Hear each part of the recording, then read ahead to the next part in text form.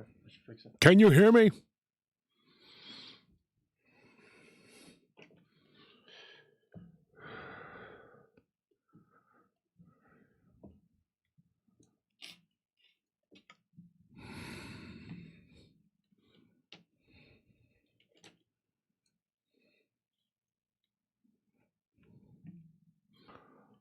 Somebody said, why is Josh frozen? No idea.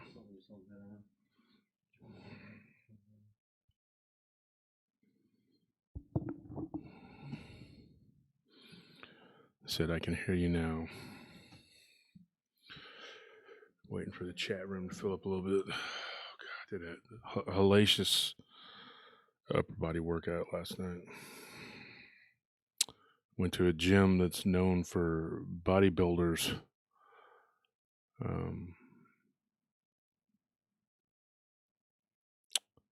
And really got after it. Really kicked my butt.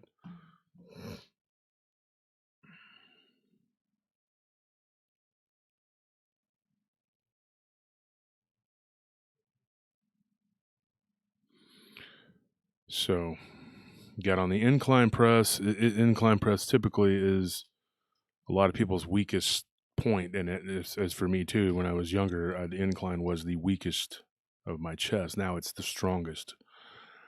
And Anthony took a video of me doing incline press with 4 plates on each side. It's kind of a machine. I don't like doing the straight bar because you could hurt your rotator cuff very easily.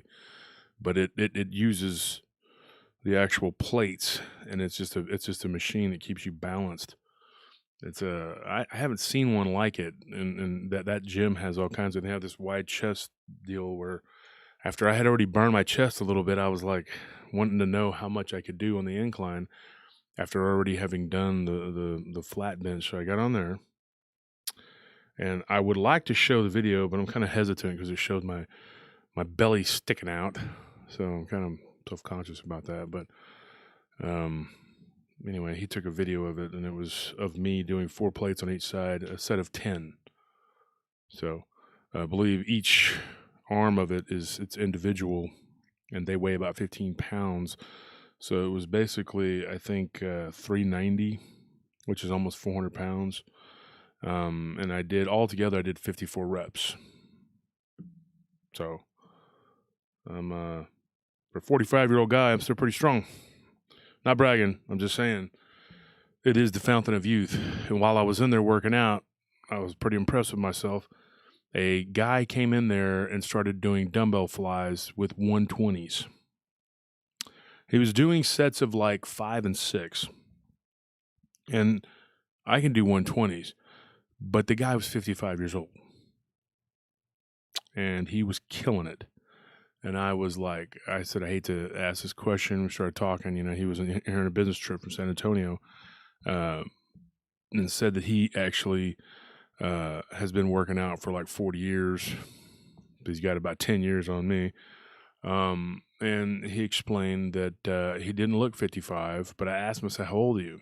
And I want to ask that question. But he said 55. I looked at Anthony, and we were like, holy crap, this dude was killing it. I mean, I'm talking like, what I've seen 25, 30-year-olds struggle to do. This dude was just throwing it up like it wasn't nothing. And then another guy came in there and started just doing deadlifts, and it was just like, it was unreal. And of course, since the pandemic, I had to go to Planet Fitness and kind of try to, make up for, because it was the only thing that was open 24 hours. And my gym's over here playing around, open for like 4 hours a day, 2 days a week or some crap. They're about to get canceled. I'm about to be done with them. But they make it to where you have to go in person, and I just don't have time during the day to do a whole lot. But yeah, it was unreal, and it felt at home to go in there and work out around people who throw up heavy amounts of weight, and they do it a lot. And I just don't like it's a very Spartan-esque type gym, but I don't like I like the atmosphere, okay? I like the people that work out there because they're serious, and they're not there to hang out and talk. They're there to get in there and get after it and get it done and punish themselves and get out. But some of the equipment like is a little too, it's like not kept up and like it's a little archaic. It's like, okay, I get the whole theme, but like some of the leather on there is kind of torn, worn, or ripped, and I'm like trying to do decline. I'm going like, dude, what's going on with this my back? So, but if there's a way that Anthony can edit my big belly out of that freaking, I'll show you the video of me doing the 360. There's probably no way to edit that, is there, Anthony? Not in here now. Just to cover my gut and make it look like Ryan Reynolds or Matthew McConaughey. So all you see are the big muscles going now. Well. Anyways, I made it for my wife for the most part. I just wanted, she's always worried I'm going to overdo it in the gym. I have one speed in there, and that's full tilt. I don't really know any other way to do it. I mean, why go to the gym if you're not going to really get after it? So anyways, guys, we got prtpodcast.com. That's my website, prtpodcast.com. Josh Turner at prtpodcast.com. That's my email address. We're going to talk about some cryptids. We're going to talk about some paranormal. We're going to really get into some discussions tonight. We're not going to just... we're going to leave everything else behind, okay? I know I had said that before, and then we ended up having Vault come on, and we talked about some issues, and whatever. He wanted to say his piece. I had already told him he could. He was a person that backed me up during all this. I had a really bad troll that was coming at me, and Vault, got him off my back. I don't know what he did, but he told the guy to back off, whatever, and they started fighting with him, I guess, and kind of left me alone. And so yeah. And another thing that was useful was that one of the two people that I've had problems with was making videos and getting people riled up, and which is his right. I mean, if he wants to lash out, whatever, because we've been pretty hard on him, and he's so I guess Vault and him kind of got into it, but I don't know. I just felt like I kind of owed him one, so he came on and we talked. It's over. For me, as far as I'm concerned, they leave me alone, I leave them alone. You're not going to hear about it until they say something else or start, because, I can't afford to just sit back and have my character assassinated. That's the problem, because I have a smaller show and it's just going to mess things up, He can do that. He can say something and just sit back and then everybody goes crazy, and then he can continue to produce content. Well, I'm going to do that too, and I'm continuing to produce content. We've recorded 2 shows, and when this is over with, we're recording with a witness tonight that's been on our show before, who has continual activity, and it is Dogman related. And in that area, I'm just going to give you a little teaser about that. In that area where she's at, I've gotten plenty of Bigfoot reports, but not a lot of Dogman reports. But the Bigfoot in that area, we're doing some pretty mischievous things like killing people's chickens and things like that. But on her ranch, she's had some encounters, and it's continued. So we're going to have her story. She's going to actually come on, and we're going to record with her tonight when we're done with this. So we got a full slate. Friday's episode is going to be about a Bigfoot encounter, or an attack, if you will. People it happened to, I know these people. Just give you a little bit of a backstory. And I never saw anything out there. Nothing ever happened to me. So, it's pretty cut and dry. It was a story that was told to me, and then I ran into his brother one day when we were at the meat market in Thorndale, and he talked to me a little bit, and we were standing outside, and he was telling me his brother, whatever. That's been over a year and a half ago, probably. Got in touch with his brother finally. His brother's not on social media, and just like several of my friends, they just don't trust social media, don't believe in it. Hadn't talked to this guy in years, and when I started talking to him, and he retold me the story, I wanted to make sure that I had all the details correct. So I didn't just go, because I knew the story for a long time, but I just couldn't come out and go, oh yeah, this and that and the other, because I didn't know all the details because it was so long ago. So he got with me, gave me the details. It's good to go. I recorded it. That will drop on Friday. So it's a pretty good story. It's kind of scary, I guess. And then we're gonna record tonight with somebody that we've recorded with before, and I think that'll be a good. She's got some pretty good stuff going on. It's not good stuff going on because it's not. I'm sorry to say it like that, but she's got some pretty good material. And then we also recorded another episode, and then I'm set to record 2 more. So we'll have a full. The chamber will be ready. It'll be fully loaded and ready to go. Boom, boom. So we're going to be clicking on all cylinders. We're going to move forward. As far as I'm concerned, people are kind of catching flack on both sides. I'm catching flack from people saying, you're letting them win by backing down and not doing anything. I don't agree with that. I think it's time to move on and just let it go. If they don't say anything to me, I'm not saying anything to them. That's all I care about. Other people are saying, hey man, we shouldn't fight with these people. Just let it go. We don't want to hear about it, blah, blah, blah. And that's kind of what I feel at this point. I didn't at the time when they were saying all that because I thought it needed to be said. But now that it's all been said, what else is there to do? Move on, move forward. Okay. Others that are involved and that want to fight with him, they're free to do that. They can keep fighting with him, whatever. But as for me and my house, we're moving forward, and I'm just gonna ignore this dude.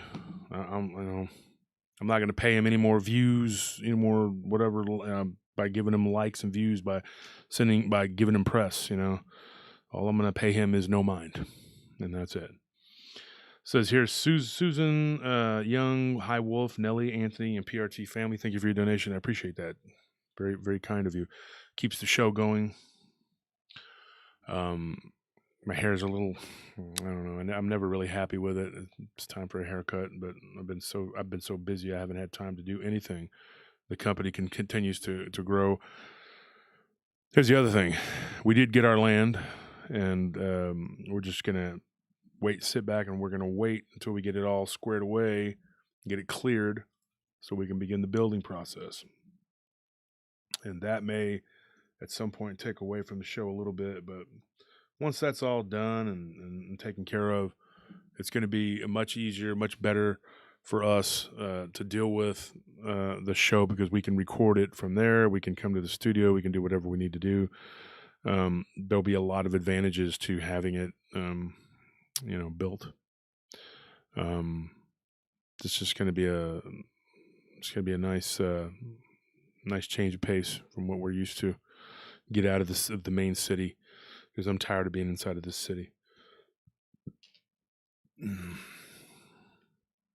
And don't worry, folks, I won't be eating on camera tonight. I ate dinner just before I got on the air. So you won't have to worry about me smacking and going or whatever. I did have something funny happen. I've only had like one troll in the last several days, and he said he was going to let me off the hook. I was like, I can't tell you how grateful I am for this break you're going to give me. Thank you, sir.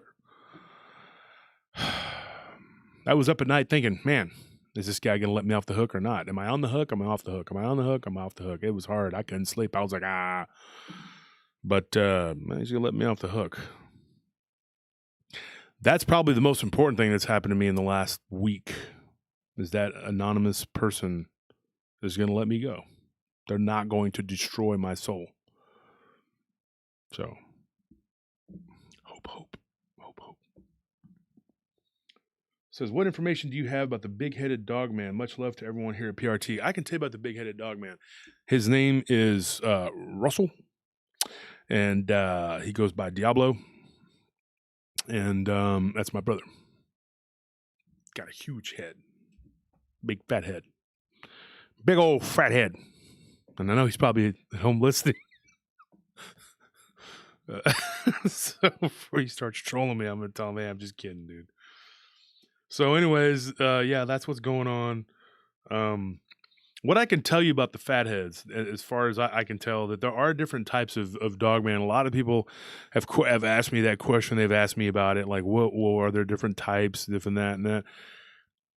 I don't ever really subscribe to that. I know that everything's different, just like every human's different. If you look at me, a 350-pound man, and at 6'4", 350 pounds, you look at Anthony, he's like 6'4.5". and he weighs like 200 pounds, 205 or something. So, but he's actually a pretty big guy. You look at him, you think he's skinny, but he's actually pretty heavy. He's very muscular. But if you look at him as 200 pounds as opposed to 350 pounds, okay, I'm like 145 pounds heavier than he is, right? So we look totally different, but he's my nephew, like literally. So, I mean, like, how do you, my sister's son, so it's hard to wrap your mind around, like, well, this is a certain type and that's a certain type because they look different. Really and truly, it's like they could just be in the same family, just have different genes a little bit. Their genes just came out a little different. They came out looking different. I mean, it's hard to sit there and say, I've gotten reports, and this is one of the I was talking about that me and Ken Gerhardt had actually talked about. He called me up and we talked, and he was giving me condolences about my mom, and he's a great guy. And we're sitting there talking, and he asked me a question about the Dogman thing, and he was doing some research or whatever. And I gave him a story. One of the stories I got, which was a woman, and I'm not gonna go into details because I'm gonna put this in one of my episodes coming up. It's a paranormal potluck. And one of the things that I talked about was there was a guy who was a security guard, and he saw in the back of a property two different dogmen. And I don't mean like different dogmen. I mean two absolutely different creatures that looked like two different species. Now, one he saw once before, and then he saw it again. Because the first time he was like, "Whoa, I don't know." He didn't know if that's what he saw. He thought that he had saw that, and he wasn't 100% sure. So he wasn't like, he wasn't sold on I saw something weird, but he couldn't say exactly what it was. The next time he knew exactly what he saw, and it was a dog wolf type creature, okay, that never got up off of its four legs. And the other thing that came out of the woods next to it, he said it was on two legs the whole time. And now maybe because of his perspective of seeing, one on four legs and then one on two legs, I thought about this and I asked him extensively. This is a very weird story. He saw two different things. And like I said, I'll redo this story and I'll do the whole thing on a paranormal potluck that's coming up, and I'll get into that story. In fact, let me write that down, folks, so I can and talk to this guy. I'll give him a pseudonym unless he wants to use his real name. I'll just call him Justin. I'll write that down. That's close to his name anyway. And we'll go over this one because that's a pretty interesting story, and it's one I talked to Ken Gerhardt about, and I'll go into more detail about it once I talk to him again and go back over it. I did want to do some stories about the 360 corridor, and I'll get into what that is. It's all security guard stories that I've collected from the 360 corridor between 2222 and 360, the whole area. If you look on a map, it's all around the lake. And all it is overnight security guards who have seen weird things. I just hired a guy. He's from Zanzibar. And he's actually he's going to be working tonight for us. It's his first night. And I met him through one of our guards who's actually Haitian, who works for us. And me and that guard, the Haitian guy, and my wife saw something really weird one night. I'd kind of like to get him to talk about it. And, he could come on one day and we could just talk about it. But anyway, this other guy from Zanzibar, he was an overnight security guard for a very large company, and he came to work for us because his friend said, hey, and which is cool. His friend said, hey, they're a family-owned business. Everybody knows everybody. They're all very helpful. They're very cool. And so he actually took a pay cut to come work for us because they didn't treat him correctly over there. It says here, Russ Harmon, glad you're still here. Well, thank you, Russ. Glad you're here too. And so anyways, this guard, Justin, he saw these things that looked like two different creatures. I mean, I'm talking like completely different, but they were both canine in appearance. First thing comes to mind is like either something completely supernatural or something that escaped from a lab. I mean, I don't know. But we're going to talk about that. We're going to get into that. I'm going to get with him. I'm going to talk to him again But me and Ken Gerhard kind of went over that one and just I told him this it's such a weird phenomena. I'm gonna write all that down so we can talk about that at a later time on a Friday episode, folks. So anyways, so these guards, these security guards, they get these weird stories. Well, this guy from Zanzibar, he saw something that had green glowing eyes. What's weird is I was literally with this guard that works for us, and I'm pretty sure I can use his name. In fact, I'll text him and ask him, and then if anybody wants to ask him about his encounter, he can tell you himself.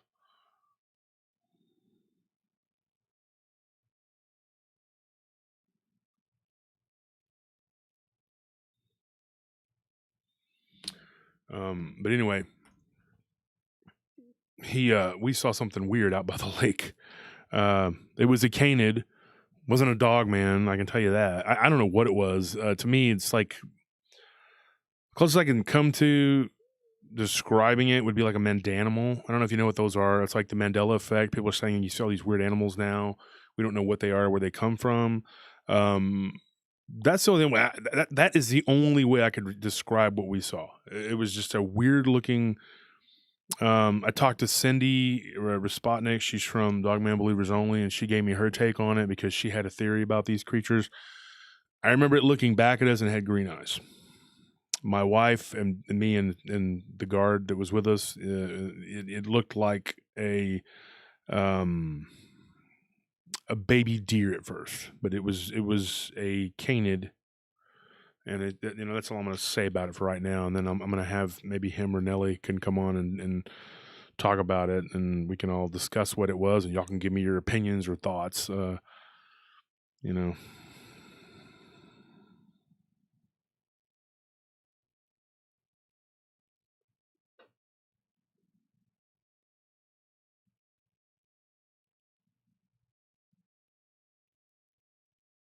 Just reading some of the emails.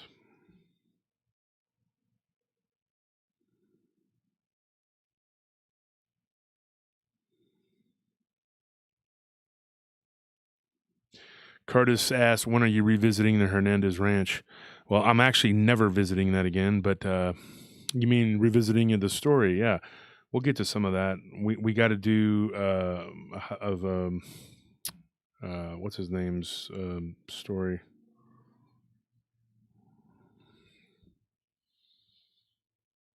Jerry, we got to get to his story or his stories. His stories don't what's happened to him and his family subsequently is not as supernatural, it doesn't seem, and as weird as some of the other stuff that's happened to the other people. I do believe that there.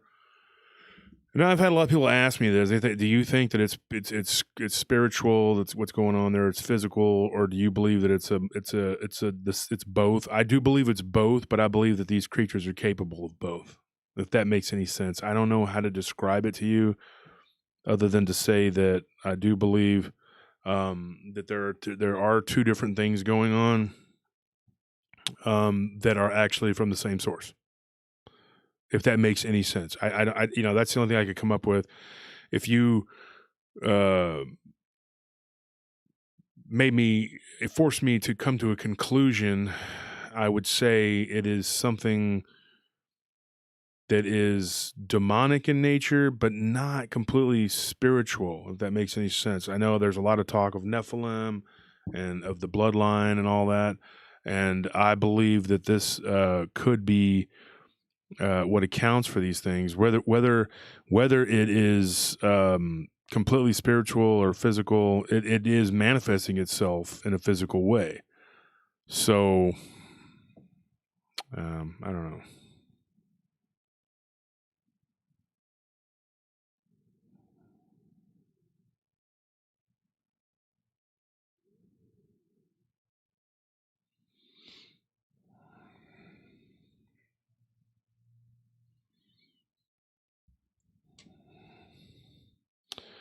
Yeah, Hernandez Ranch is not over. We still got some more stuff, and it's ongoing too, especially with the people that are still out there.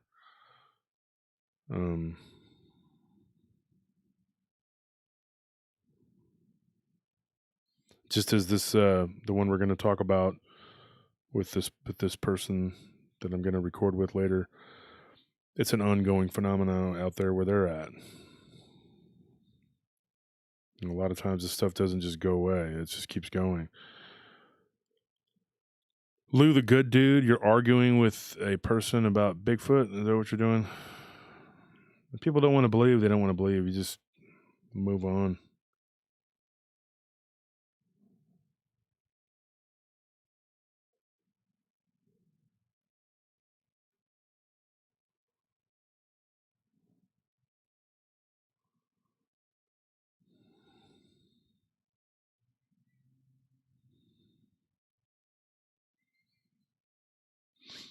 And don't forget, we still have the Cryptid contest going.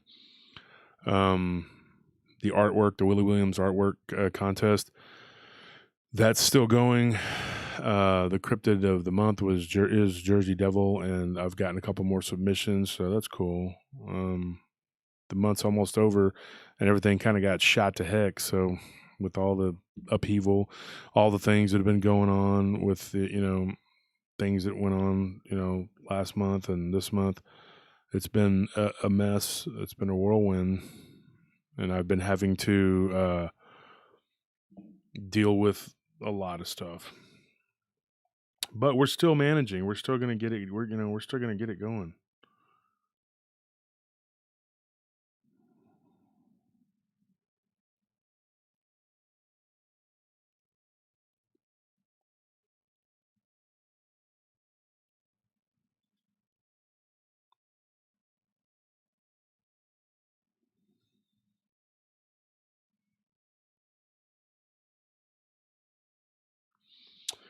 So I wanted to plug my friend's business. He's one of my best friends. I wanted to give him a shout out. He has a restaurant slash bar, it's bar and grill called Spinners. it's in North Austin, right on the edge of North Austin, going into Pflugerville, heading toward Round Rock.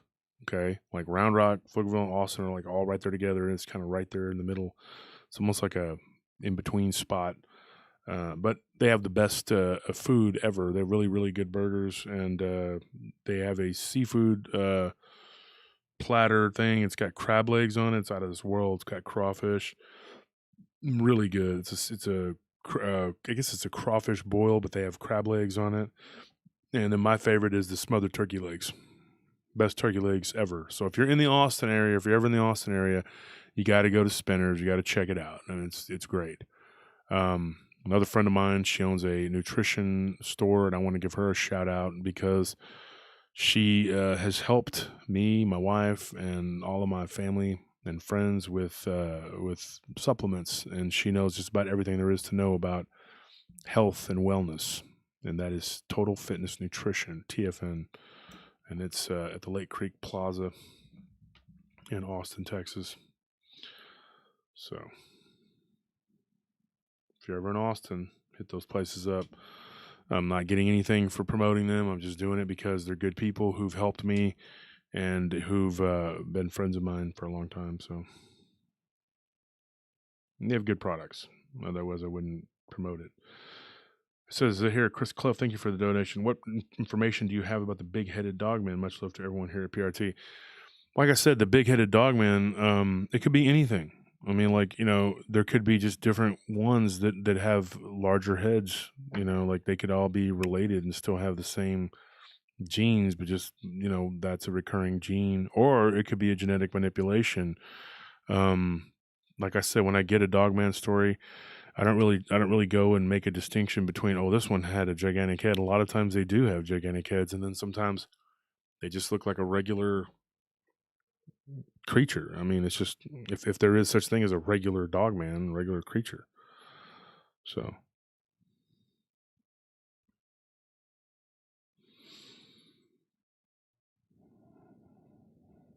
Sleeping Wendigo says, I did a video on the devil monkey today. What is your channel?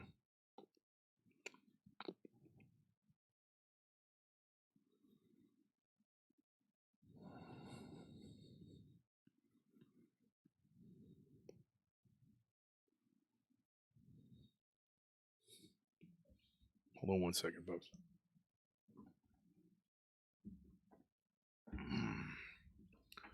get my water.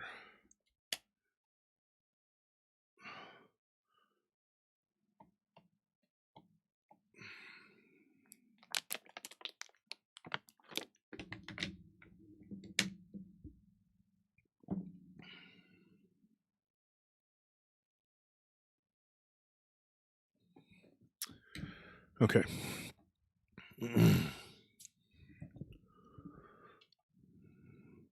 Somebody just asked a question. It says,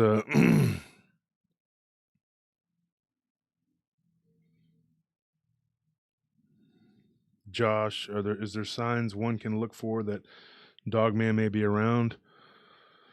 Yes and no. Sometimes the encounters that people that I've interviewed and I've talked to, which and there's been a lot, it just happens. There's no prelude to it or anything. It just is. It just is there. Somebody's walking to their car, never saw one before in their life, and they just see it standing there. There are signs if you have, people report a bad smell, kind of like Bigfoot. Livestock being harassed or killed, your pets go missing, things like that. I mean, footprints. I mean, there's all kinds of things that could give you the idea that there is something afoot. But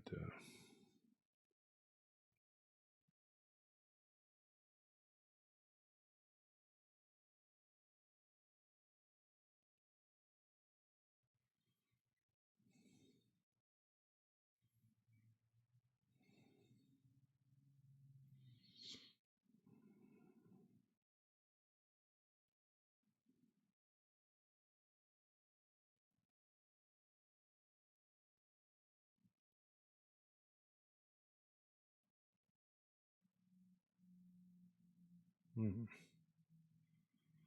just reading some of these comments, folks.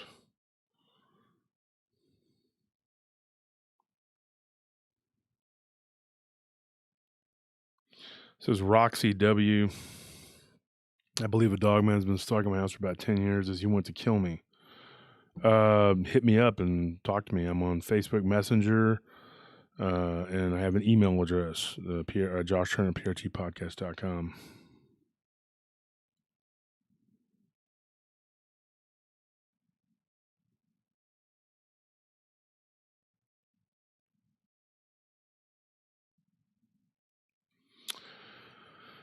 I just read a comment here. I'm going to answer or comment on.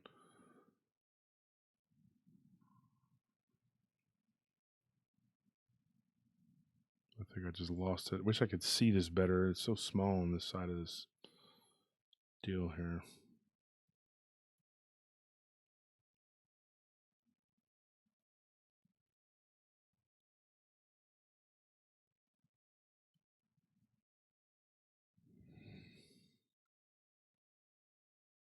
Anyways, I didn't see who wrote the comment, but it said something about crossing through a portal would create an event horizon from which there would be no return. I don't know who wrote it, and then this is so small. The side of this I can't see. Not necessarily. Titan, thank you for that donation, $24.99. I appreciate it. Greatly appreciate it. Let me see if you have a comment. He says, Josh, glad to see your spirits up. Question, does Dogman have the bioluminescent eyes, the same as Bigfoot accounts? Blessings on y'all. Keep up the great work. There again, yes and no. It depends on the Dogman. It depends on, to me, it depends on what you're dealing with. I mean, we could get into a whole thing about, what they are and what people claim they are. Maggie Bryson, $5. Wolf, you have a true gift for telling stories. My condolences on your loss. Take care of yourself and keep doing what you do. Thank you, Maggie. I appreciate that. Susie Lines, $25 donation. Thank you for that too. Appreciate that. That's very, very kind. Let me touch on the whoever sent that about the event horizon. Here's the thing about that. Okay, if the ancient Sumerians, like the whole belief in the Anunnaki, and it's such a vast subject. It's kind of like the Mandela effect. You can almost do it a little at a time. It's just so vast. And I'm not just talking about Sitchin's work. I'm talking about, and that's Zachariah Sitchin, if anybody wants to know about that. He wrote several books. Anthony's got the whole collection. which I don't think he's ever even read them. I bought them for him one year because he was curious, but it's like buying encyclopedias for your kids back in the 80s. They just sit there. So anyways, the whole thing about them going through portals and stuff, we have literal pictures. You know, if anybody ever watches Ancient Aliens, or if you ever, and I haven't really even gotten to watch very many episodes. I've only been told, hey, check this out, check that out. Nathan Fowler just said, nah, portals will be fine. Go watch Stargate. Okay, that's what I was just, okay, thank you, Nathan, because I was just about to say that. It's almost like a Stargate. And of course, the Anunnaki were supposedly, there's one where it looks like, you know, like a tablet where one of them is like touching a pad or something. And it's like he's traveling through the cosmos through Stargates. Very similar theory that people that believe like that have. Okay, Crypto Outlaw, thank you. The Event Horizon theory was me. Yes. Okay. That's the thing. I mean, like, you know, if you're talking about like just a portal, like if anybody knows the story of John Teeter, that's another thing we should talk about one day. John Teeter, that's another one. John Teeter is known as the time traveler, and he predicted all kinds of crazy stuff that came true. But by the same token, he had a couple predictions that didn't come true, which he explained away by saying, look, you know, when you time travel, it's not like you think. You don't time travel into your own time, into your own timeline. You enter into a parallel timeline where there is a 1 to 2% difference. You know, like in a parallel timeline, okay, this says Paranormal Round Table. In a parallel timeline, it's the Round Table of the Paranormal, or Paranormal Planet, which is actually, I think, Jack Carey's show now. Jack, don't, I'm not, you know, consider it a promotion. I'm just saying, you know, I'm just using it as an example. That was one of the things that I thought about. Hey, let's call it a Paranormal Planet or Haunted Planet was what I wanted, but I got downvoted and ended up a Paranormal Roundtable. And then when they started pitching it to me, I thought Paranormal Roundtable. That sounds cool. It sounds like Knights of the Round Table, but not only that, it makes sense because when you talk with people, you're basically having like a roundtable discussion. So it became, you know, that's what it was, and so it stuck. But in a parallel universe, it became something else. You know, it just, and it's like a 1 to 2% difference in each one, and it's like these multiple timelines. I'm not saying that's what I believe. I'm saying that's a theory. Okay, I mean, it's like if you like Michio Kaku, the scientist in the 9 dimensions, everything. You know, people say, yeah, that's true, but then they say it's not true. Then they say that Einstein's theory of relativity isn't completely correct, and then Tesla had the right idea and that he was correct. The Max Planck Institute has its own ideas. You have all these scientists who have, they don't all agree, you know? And so you have like what amounts to varying opinions on stargates and time and space, you know, being bent to accommodate time travel, or space and time travel. Okay, time actually just being a man-made concept. Everybody always, you hear about that. Everything is always happening all at the same time. It's hard to understand that, but it's like these things. If they travel in and out of a portal, it could just be a Stargate, so to speak. They know how to do that, how to manipulate that. That is the consensus when it comes to you know, what we're dealing with as far as these creatures, the Bigfoot and the Dogman and the reptilians and whatever else you can find out there. You know, everybody's always like trying to figure out what they are, where they come from, how they travel. You know, are they just a species just that's out there living, flesh and blood? I do think that the Dogman has a type of Dogman that's been out there called the Cynocephali. There's stories of the Cynocephali going back to ancient India. And I believe that India has a lot of answers when it comes to our past. I believe if you read, you'll in some of their holy books, you'll read about a war that took place and how it sounds almost like they were nuking each other. I mean, and there was supposedly a race of dog-headed men. There's a story of these dog-headed creatures back in ancient Samaria wiping out an entire city. Whether they did it at the behest of another leader that was using them as terrorists against that particular tribe, I don't know the whole story. I just know that there's stories of that kind of stuff. They were used as mercenaries, and supposedly they were used as Black Sea. They knew how to sail, according to some of the traditions that I've read, and that they traded. You know, there's all kinds of stuff out there. I mean, we could talk and postulate all day long. One of the things, and I wanted to touch on this, is when we were back to the fat head, the dog head, the big theory of them having the big heads, genetic manipulation of what is already a possible genetic manipulation. What I mean by that is, let's take the Dogman species, and let's say that they were genetically modified by the Anunnaki. Okay.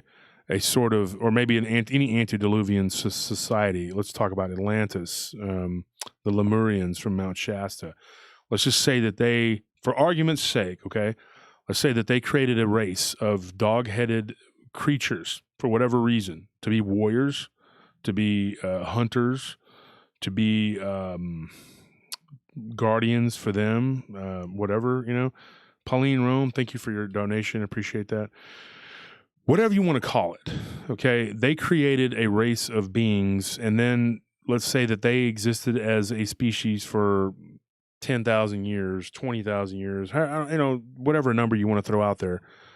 Come to the modern age in the last, 100 years, where science has advanced enough to where they can manipulate and genetically modify. So they do this, and they go through another genetic modification. And then you end up with another race of dogmen, some of them with humongous heads that are just completely off the hook, bad dudes. Okay. I mean, I'm talking like corn pop bad dudes, right? Because we all know he was a bad dude. And so I'm just saying, like, maybe that's what happened, That is one theory that I've kicked over in my head. People see the Dogman and they see straight legs, they see dog legs, they see these really big tree trunk legs. They see all these different types of legs, They see ones that look like they just have paws for hands. They see hands. They see all these different variations. Who knows what that is, Some of it could be abnormalities, or, just like people have abnormalities, they're born with abnormalities. They can't walk, they're in a wheelchair, yada, yada, yada. I mean, it could be the same thing for them. Who knows? I mean, it's interesting, though, to sit back and talk about all these different aspects of this phenomenon, because we don't really know.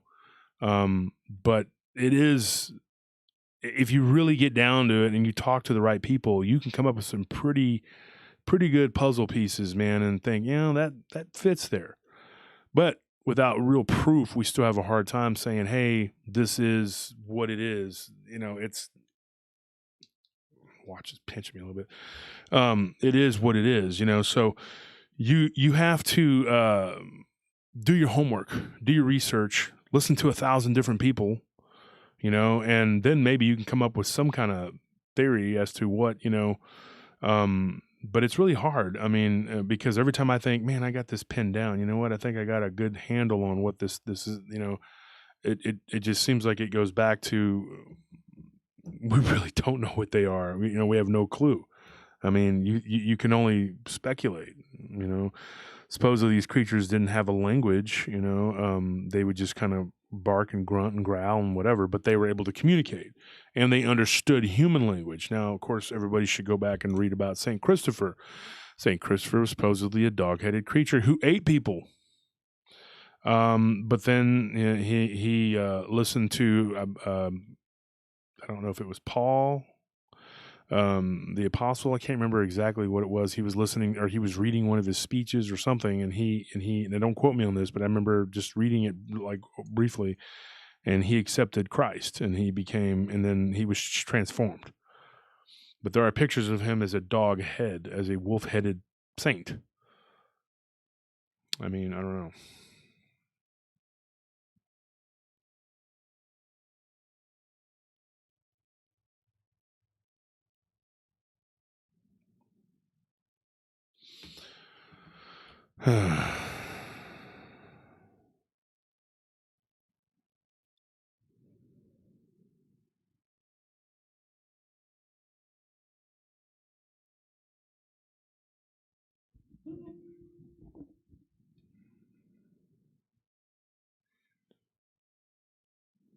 Yeah, somebody said maybe you created by the Nephilim, or they are Nephilim themselves.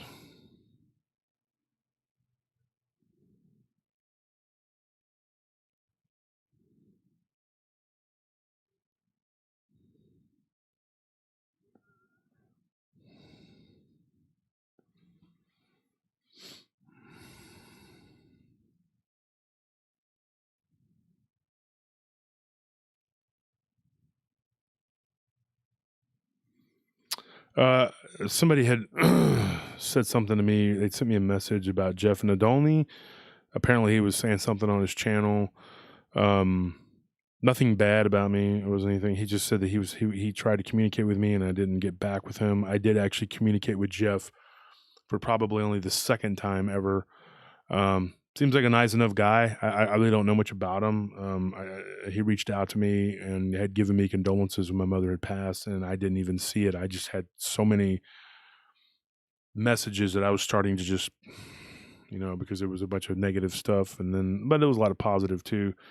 So I went back and I found it, and I want to on air thank you, Jeff, for that, for giving me your condolences, and sorry about your dad. His dad has cancer, and so it really sucks.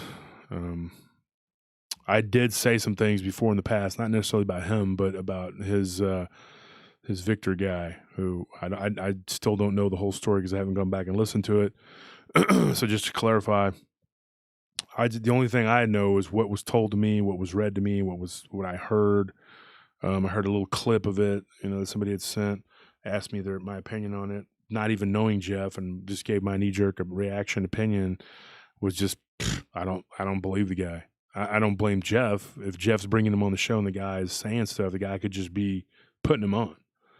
So I don't really blame Jeff. I just didn't believe that guy, And I also don't know the whole story. It just sounds kind of unbelievable to me. I just wanted to clarify that. But as far as Jeff himself, okay in my book. I mean, he sent me condolences, which is more than some people did.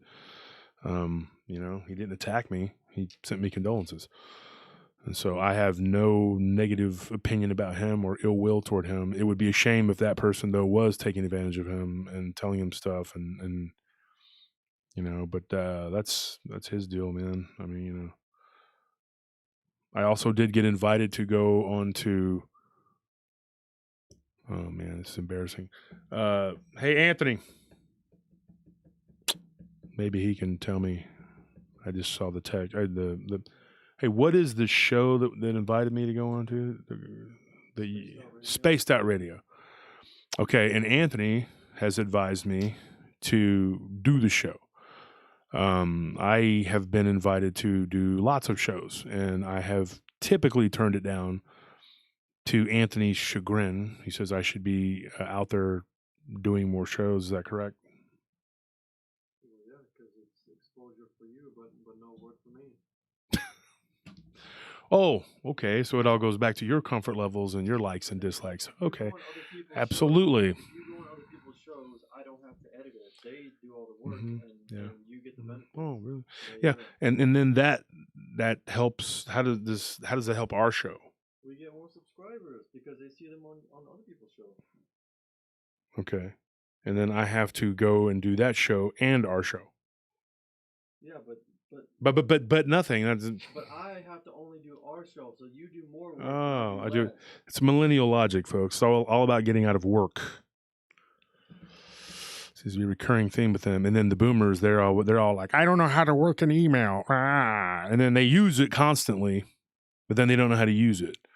And then here's my generation that's sandwiched between the little goofball millennials and then these boomers. If you only knew the struggle. My gosh. These kids nowadays will never know the joy of taking out a Nintendo cartridge and blowing it and to try to get it to go back in there, trying to get it to work. You'll never know the joy of that. And the boomers will never know the joy of anything electronic, period. Anyways. See, Lunatic Fringe, I'm kind of with you on that. Says, I have nothing against Jeff, but I don't believe any word out of Victor's mouth. I don't know. That's kind of where I'm at. I don't know. And, you know, I'm not going to pass judgment because I don't know. I have no clue. I don't listen to it. And I honestly, quite frankly, don't have time to listen to people's shows and pick it apart and blah, blah, blah. It's just not, I just don't have time.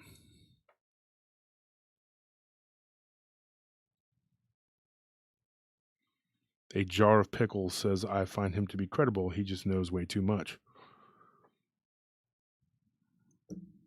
Your opinion, man. Glad to hear from you, Titan. I'm late to the show. Just wanted to holla at you. So you come on our show, Sir Paul, just to holla at Titan. How dare you? How dare you? How dare you?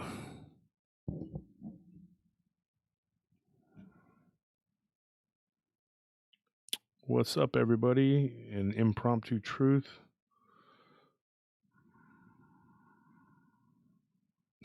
This is Martin Hertel says we had to fold up cardboard and put it in between the cartridge and the edge to get our Nintendo to work. Let me tell you, man, there's nothing like trying to play Castlevania, okay, or Nintendo Baseball or the pro wrestling one. Pro wrestling was pretty cool. I like that one. Remember Puma and the Piranha guy and all that? Those are pretty cool games. But you had to go through all kinds of stuff to try to make those cartridges work. And I'm going to tell you, man, and the Sega was it was the same thing. It was like this big nightmare. You were there playing Street Fighter 2 and then, you know, the Super Nintendo, you had to take the cartridge out and then you had to get a Q-tip, you know, and it was just like, come on, man. Those cartridges drove me nuts. You're in the middle of a freaking, you know, you're playing Russian Attack and, you know, there you go. Well, stop and let's mess with this. Or you're about to beat Contra for the third time because it was up, up, down, down, left, right, BA, start. That was the code to Contra. That's how you beat it. You get 30 free lives. And you're sitting there playing it. And for some reason, it was just fun to play it, you know. And you have to stop and get the dang cartridge and blow on it and everything else. It was so ridiculous. It was just so ridiculous.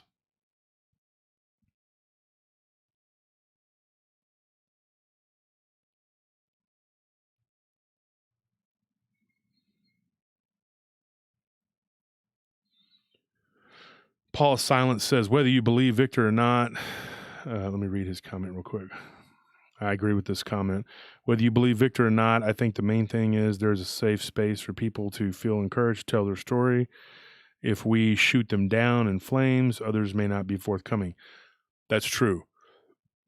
Whether someone is completely, you know, sounds credible or not, if they're coming forward and they're telling their story, unless you just absolutely know it's not correct and you have proof of it, I mean, it's kind of, you know, it's not really in good form to just throw them out and say, oh, that person's just full of crap, they're lying. I mean, there's times when you can tell, you know, when somebody is just absolutely making it up, and then somebody, you know, but I don't believe in just knee-jerk react attack because, you know, if you don't like it, just turn it off.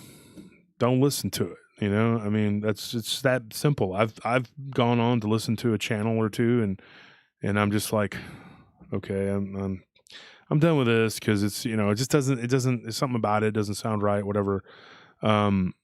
So, you know, is that just the same thing that what was going on with this other podcaster that I was arguing with? I'm not going to get into that, into a whole bunch of stuff about it. Okay, but I didn't agree with people attacking the witnesses themselves and saying, oh, they're all full of crap, because we don't know. We have no way to know.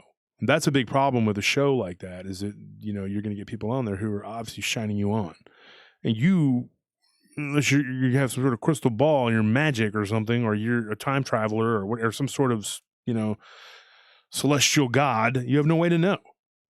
Okay, how can you possibly know 100%? Even if you're psychic, I mean, you would be hard pressed to figure out. You know, I mean, somebody could come on there and just, you know, put all kinds of junk on there, and there's no way for, you know, I mean, there's no way for you to know. You know, the only issue that you can really is when somebody retells someone's story, and those people come out and say, "Hey, that's not what I told that person."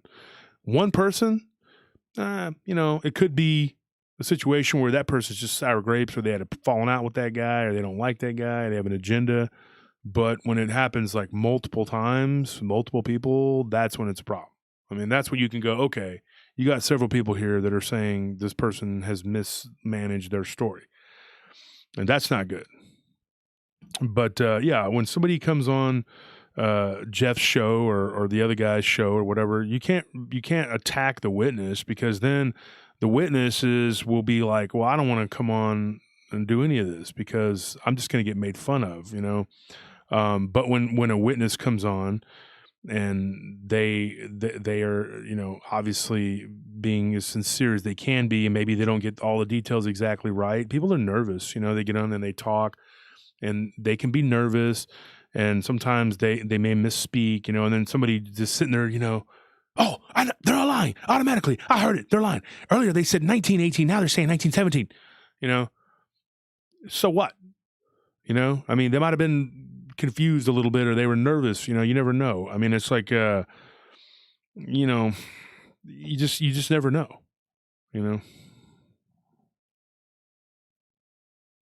Somebody just said Linda Godfrey mentioned a remote viewer talking about a Dogman. He said it was some alien race forgotten on Earth. What do you think about that? Jody Cook says something very similar to me. Jody, if you're out there, you can get in touch with me, and because you did. I don't want to misspeak, but I remember you saying something about that, about the them being a possible extraterrestrial origin. I had a remote viewer who's actually somebody who I'm friends with, not in real life, but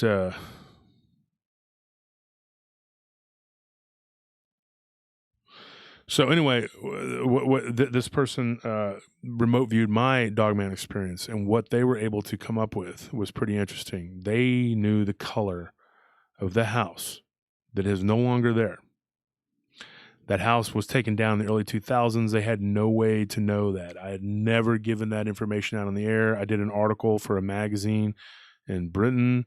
Don't even remember the name of the magazine. It was some small paranormal publication, whatever. Guy interviewed me, and even going back to that interview, I did not say the color of that house ever. I never said it on any of the podcasts I've been on or on my own. So I can tell you right now, it's very interesting that person was able to figure that out, and they also talked about these creatures being of a different, like they're from another place. They're not from here. Okay. So yeah, and I've had it remote viewed about 2 or 3 times. I could have the remote viewer come on the show, but it would be very long. It would just be a very short little, I don't know what to call it. I thought about doing something for people who have really short encounters that just want to that are willing to just tell their story, a very brief, whatever. I thought about just having them come on, I could call them on the live stream and just have them tell their little quick encounter, what happened to them. And then we could just go to the next person, and whatever.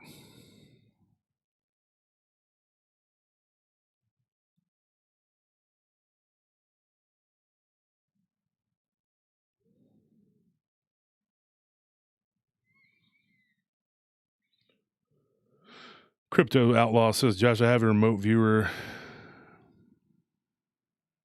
coming to Kentucky to attempt a remote viewing. Remote viewing of what?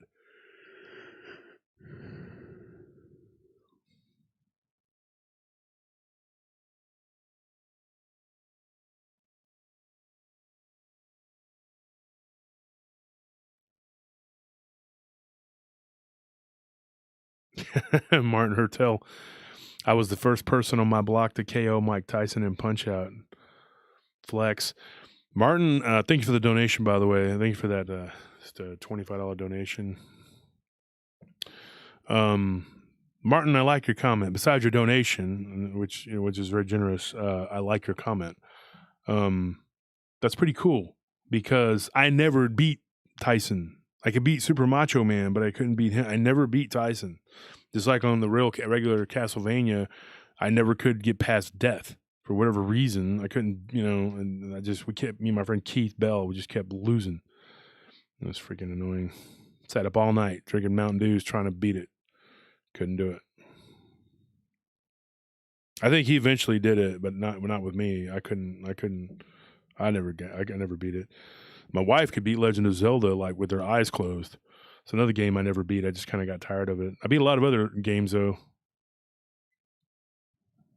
Beat most of the Mario games whenever I'd play them. I was like, one of the games that I beat that I'm actually proud of beating is a game called Nobunaga's Ambition.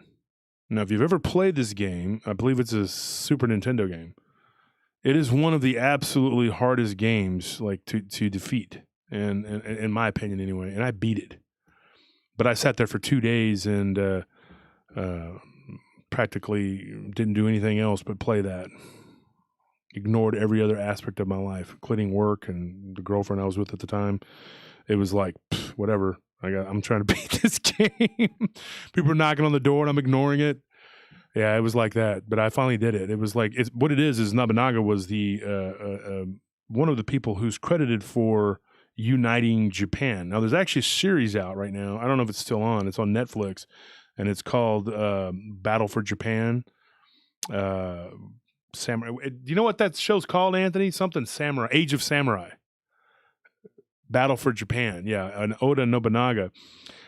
He had two generals that fought with him.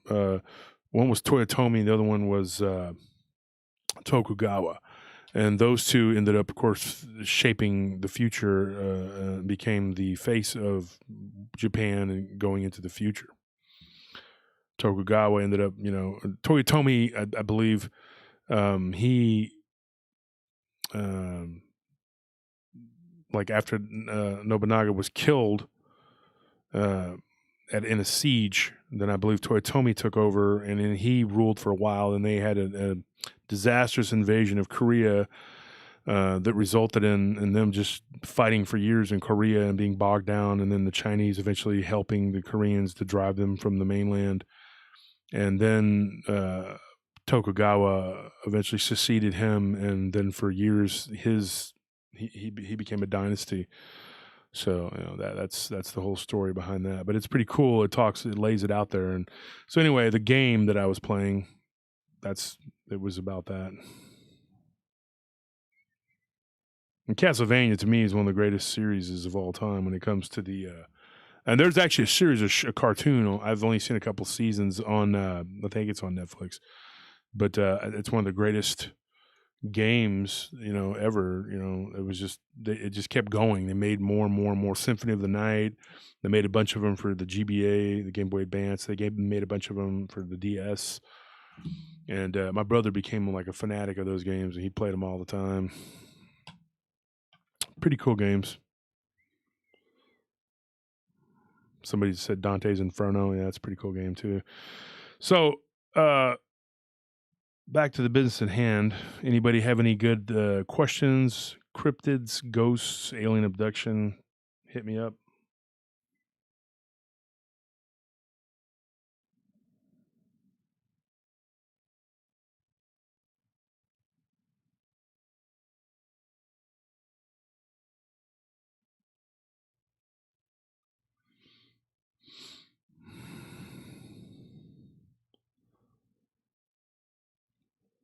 Somebody says, can you please talk about Helltown? Are you talking about the series that came on? Because that's really all I know about that.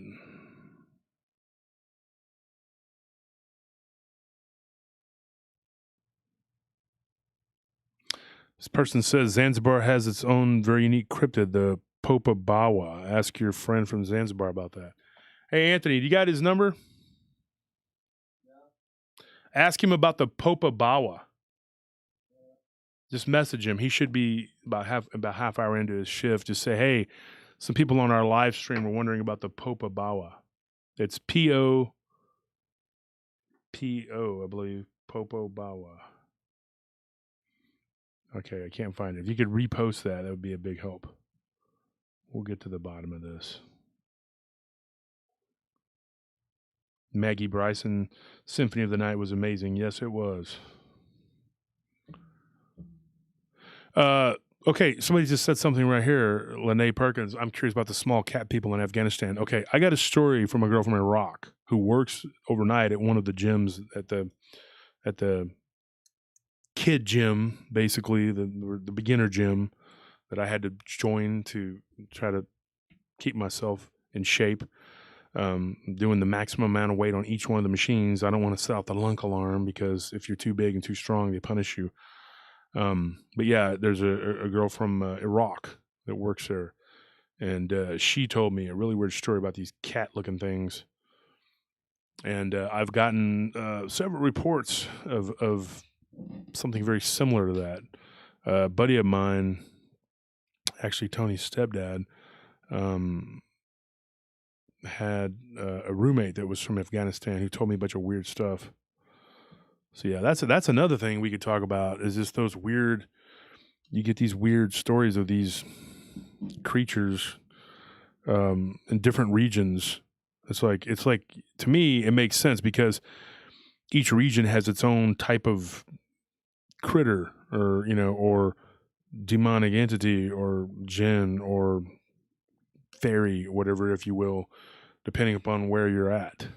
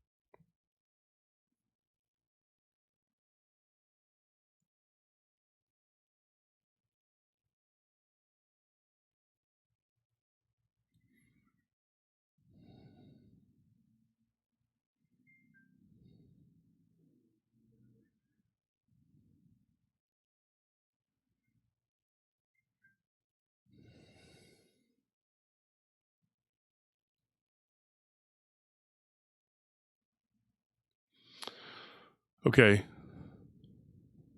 Squatcher 777, could you tell your thoughts on what you think about the story of King Nebuchadnezzar, if any? You want to elaborate on that a little further? Are you talking about when he was made to? Is this the king that went mad and was eating grass like a beast in the field? Is that what you're talking about? Because I know in the Epic of Gilgamesh, a very similar thing happened.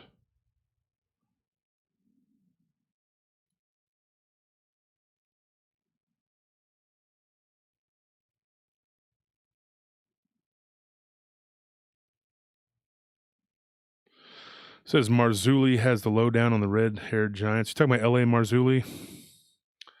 He was just recently on Paranormal Soups, one of the few shows I tune into every once in a while. I actually called in and talked just very briefly last night, or maybe it was the night before today. So it was Sunday.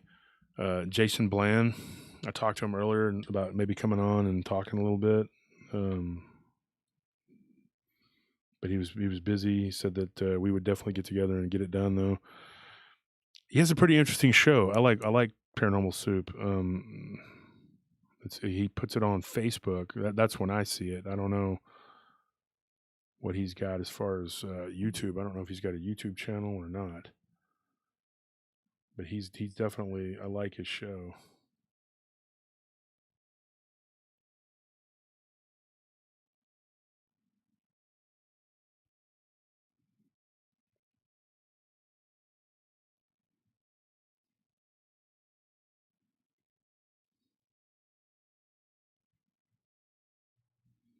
Yeah, he's got a YouTube channel.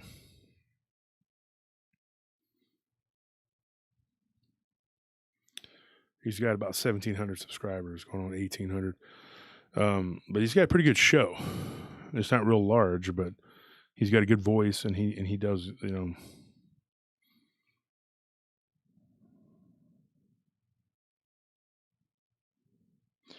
Doug Jones, Doug the artist. Doug, anything from Salt Fork, Ohio, Grassman?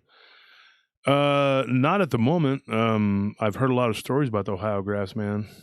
If you got anything, if anybody else is out there got anything, let me know.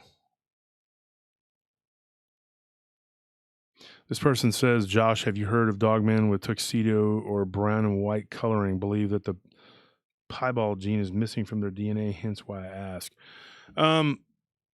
Stripes. I mean, that could be what that was, why he had a weird white coloring around his chest area. People have told me it's like, looks almost like border collie looking.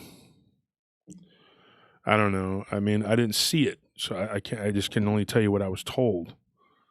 Amazingly, they made T-shirts about it, which to me, that T-shirt looks nothing like what I was told. That it just that's the goofiest looking picture I could possibly come up with for that. I don't know what the heck. Just looks silly.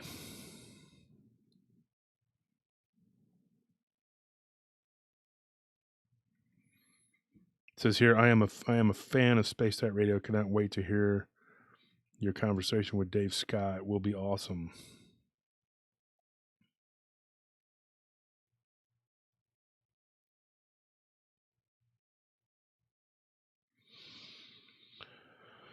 Drew Bravo says, I have pics of an evil dog man in the trees with a portal below it. Send it.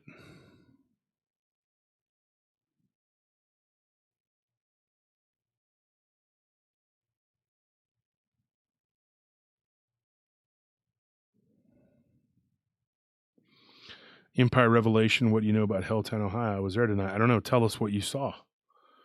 I don't know much about it. I mean, I think I saw a little bit on TV or something about it, but I mean, what did you see? Tell us what happened. Give us every last detail. How tall was Stripes?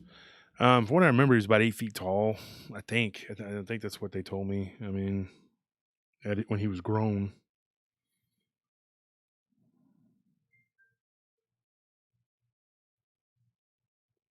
This person says, I was at the slaughterhouse in Helltown today. Had a very strange encounter. What do you know about the Helltown story? I know this. Slaughterhouses being what they are, a lot of blood is shed and a lot of life force is lost. And they carry a lot of energy.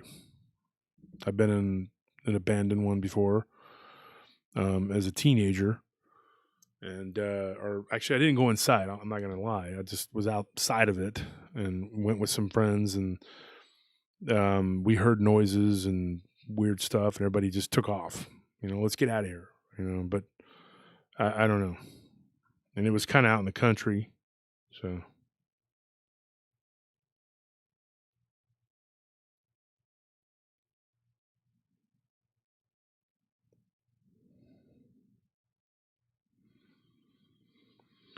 Slimeworks ASMR. I have stories, but it's too hard to tell him here. Well, hit me up. Hit me up on Facebook or on Messenger. Hit me up on email. There's a lot of different ways to get in touch with me.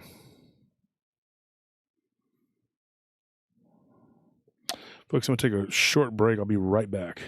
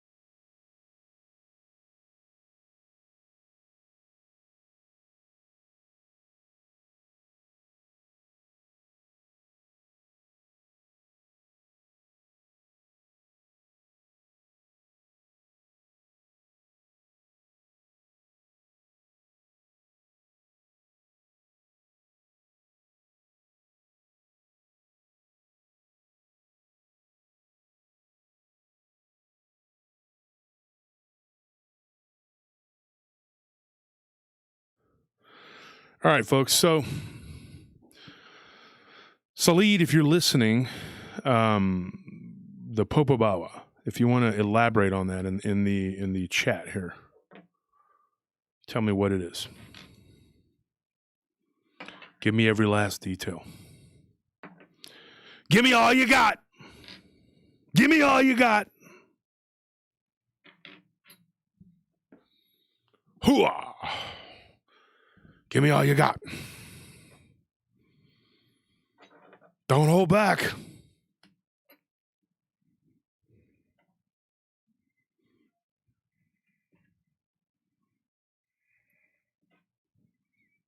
Did I go dropping? I wasn't gone very long.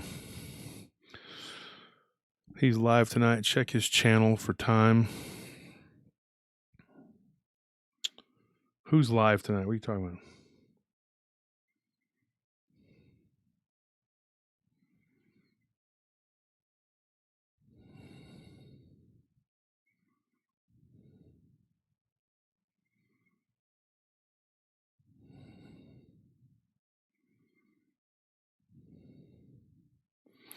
Someone said my remaining sister is a succubus. Okay. Josh, we miss Tony. He's still in the basement. No, he's at work. We are working, trying to get everything so we can build this house.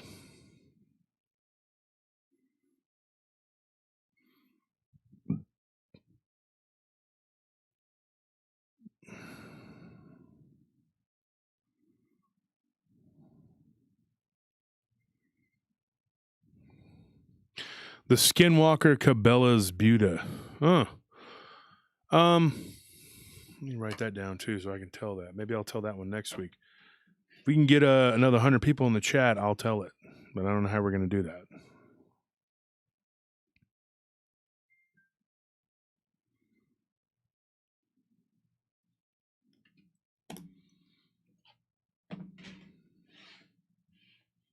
Just put that down. Maybe next week's live chat. Numbers have dropped a little bit today. They're below 300. It says I stayed overnight in the Villisca axe murder house a few years back. Brutal. What happened? Tell us what happened.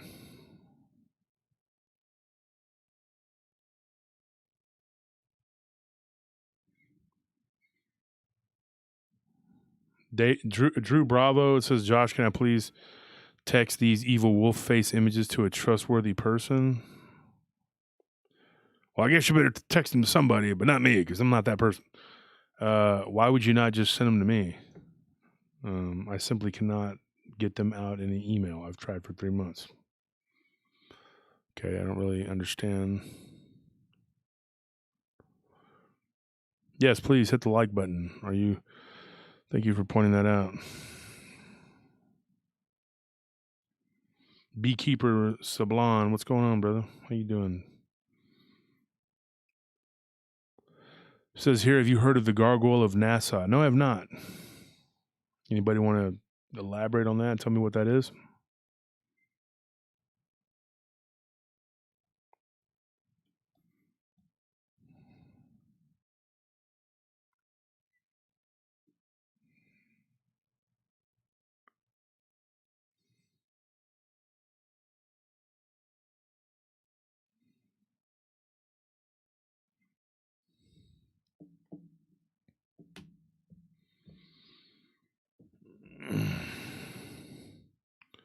It says, tell us a short, scary story. There's a lot of them. I don't know what subject you're looking for. And don't say Dogman. I'm so tired of Dogman.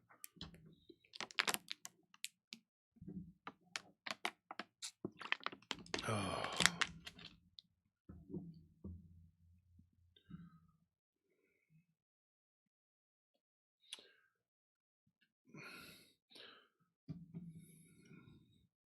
Hey, Anthony, can you grab some paper towels?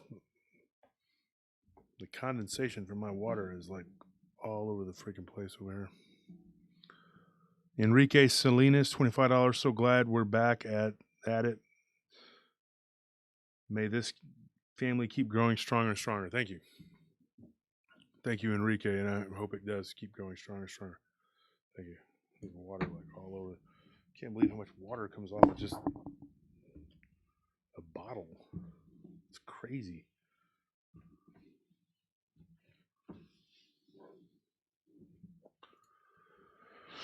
There we go. Reptilian stories.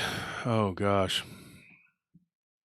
I recently that's interesting that somebody threw that one out there. I recently was contacted by a female claiming to be a super psychic type person. Was intrigued by the story of that I had put up on the show about me and some of my guys encountering what may or may not have been a reptilian, possibly a hybrid of some kind. It's pretty incredible. I was talking to a couple of my guys that worked for me last night, and then I was with my nephew, and we were all talking, and we were talking about a couple of encounters that this one individual had.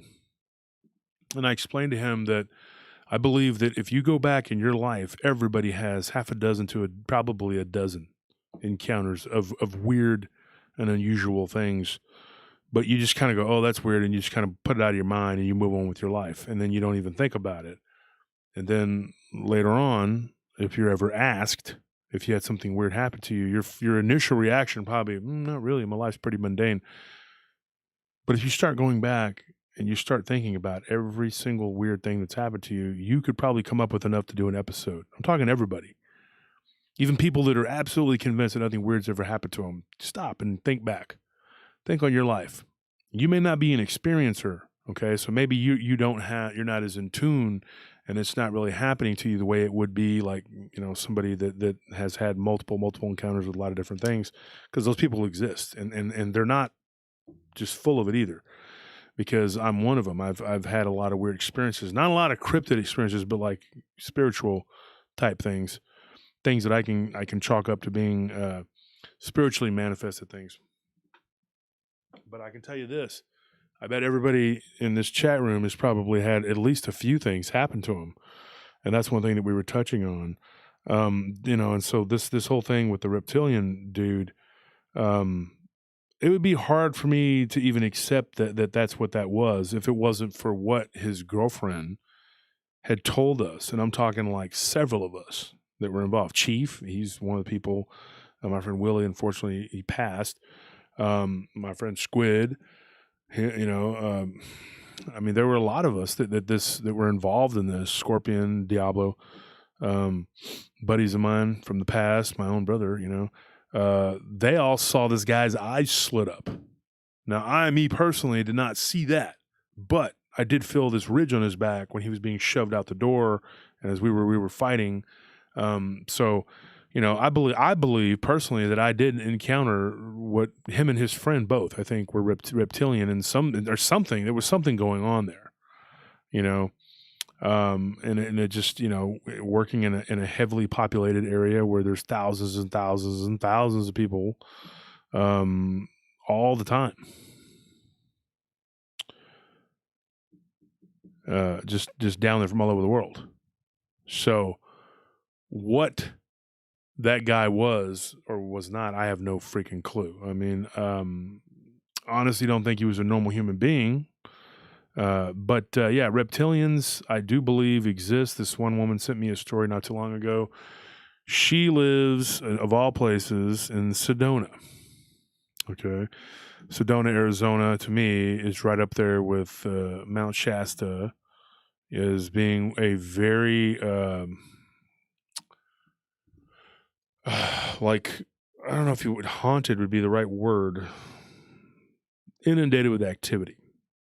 And there is a lot of UFO activity in that area.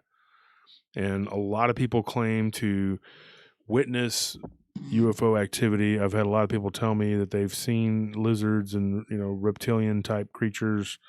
This individual claims to have had multiple encounters with reptilians. Started out she did a reading for somebody. She channeled one of these, and they began to show up in physical form, and they were attracted to a particular vibration that they were sending out. So yeah, that is something that can actually happen. I believe that vibrations can cause these entities or whatever to become attracted to you for whatever reason. Whatever you're sending out there, you're getting back, and inviting them in, and so to speak, using frequencies. I believe that people can use frequencies. Spirit boxing, okay, as an example of what I'm talking about. Like they'll have the little radio or whatever, it's like a receiver, and it'll play, you know, and it'll be like, I am a spirit, you know, whatever. So I believe those work because these entities are able to use it and stop it at the right time, you know, because they can manipulate electromagnetic energy and frequencies that we can't even possibly fathom. And so I believe that when you're out there putting stuff out there in the universe, you get what you get, you know, what you put out. I'm just saying. There's a lot of people who are like, I want to see a Dogman, I want to see a Dogman, and eventually they do. Well, you know, because you're putting it out there. And a lot of times their encounter is horrific. It's not exactly a good thing, you know, because, you know, you're throwing it out there, you know. It's like putting bait on a hook and throwing it out into the ocean. You're trying to catch a marlin, but you might catch a blue shark. You don't know what the heck you're going to catch. You know, it's just whatever comes and bites. You know, I mean, it's almost impossible to say, you know, what you're going to get. You know, but you'll get something.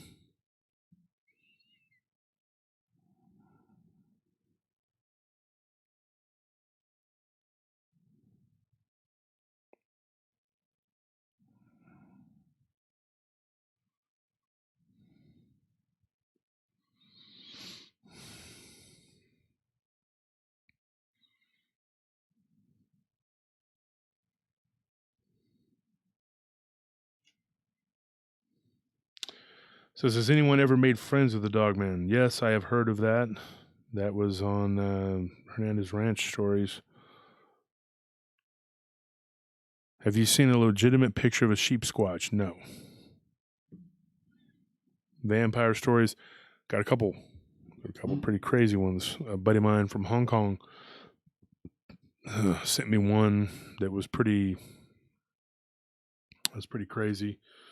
I need to write that down too. I already got that planned for show, but this one is a newer encounter that I got.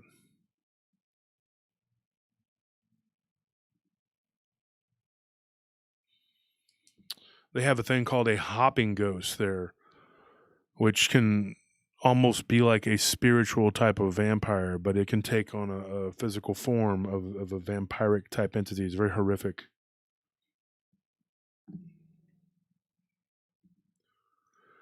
And another vampiric type encounter I got was it happened near a cave.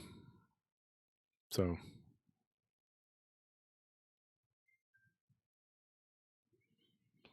somebody said, what are you talking about? Ouija board?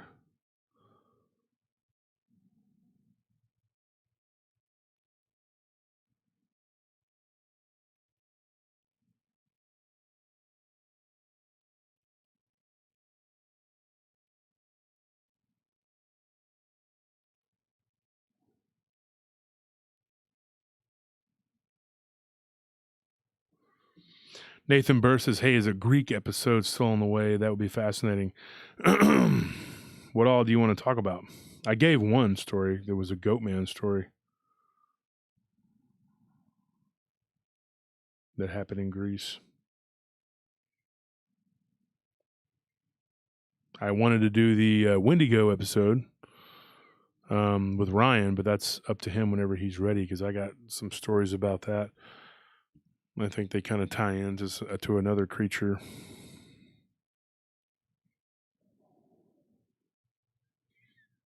Somebody says you and Sal are dynamite. Michael, Sal has not been on the show since December of 2019. But thank you for the compliment.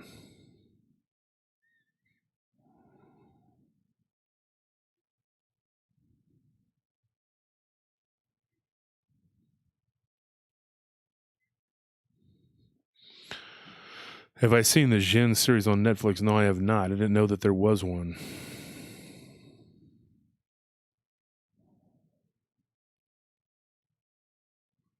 Oh, the Ghost Box said an early creepy voice and called you a ragdoll. So I read that earlier, then I didn't know what you were talking about. You just clarified that. Goatman Bridge in Denton, Texas. Been there.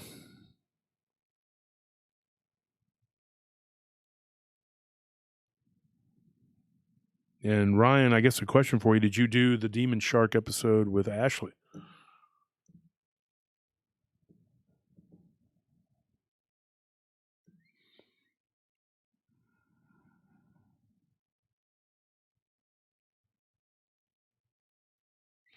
JD Lopez says, why hasn't Sal been on anymore? Well, there's several reasons. One, in the early going of the show, we had to pay to play. I mean, we were having to pay to do the show.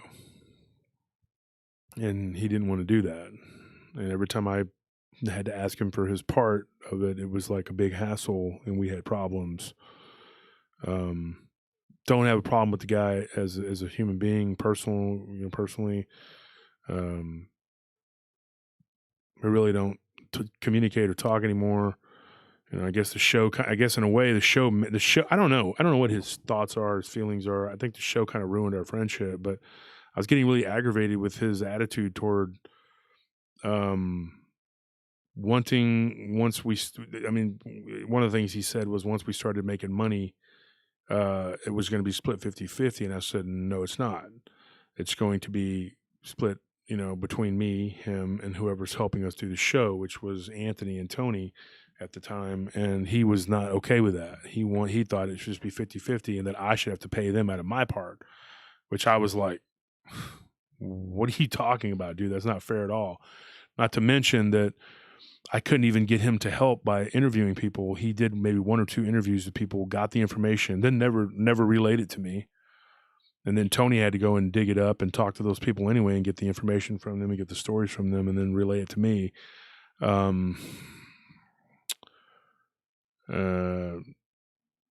It just, he was not, and then I had to record around him and his schedule, whereas now I can record whenever I want.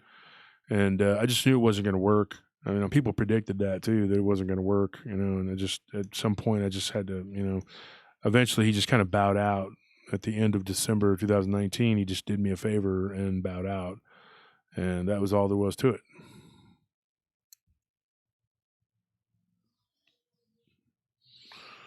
And then I didn't bother to invite him to record or do anything else anymore. I don't want to talk bad about the guy or say anything, but that is pretty much what happened. I mean, it just, and I'm glad that it happened. I hate that we're not really friends, like we were before. But if you're going to do a show with someone, pull your weight, do your part. Take time to interview people. The part that I didn't understand was like how he was so busy that he couldn't help and interview and talk to people, but yet I was running a company and working a lot of the sites and doing a lot of things myself, and simultaneously having to talk to people all the time, and was not getting much help. So that was pretty much it, and then it's a shame that I mean, that it didn't work out. We started it together, and it is what it is.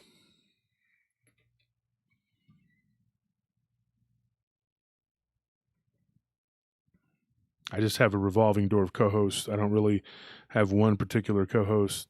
Anthony sits in with me sometimes, or Tony, or Zane, or all of the above, or Ryan, just whoever wants to come on and co-host with me, and they sound off and basically give their opinions on things, and I tell my story, and they tell their story of what they think it is, and blah blah blah, and that's it.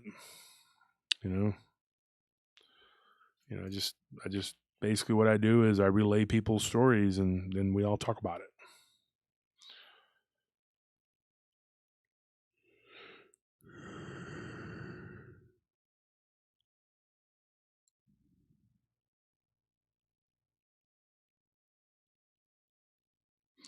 Yeah, I guess Dark Waters did drop an episode about the Lion Men of Judah or something like that.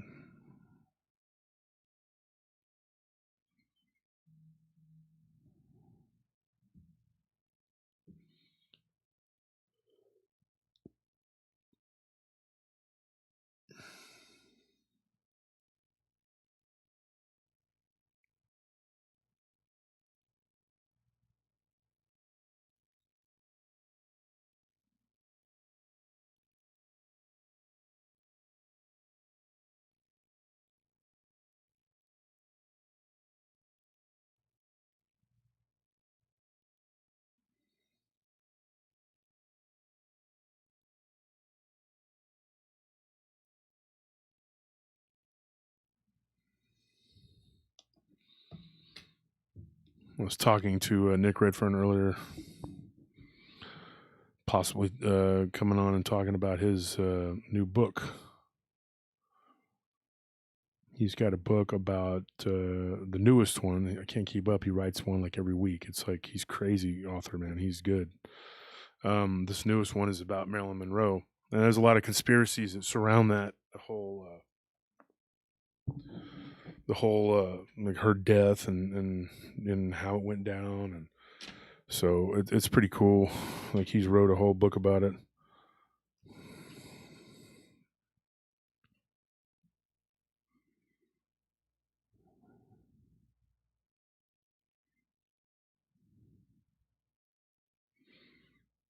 What does this mean? Angelic civilization mimicking architecture of heaven across the globe. What does that mean?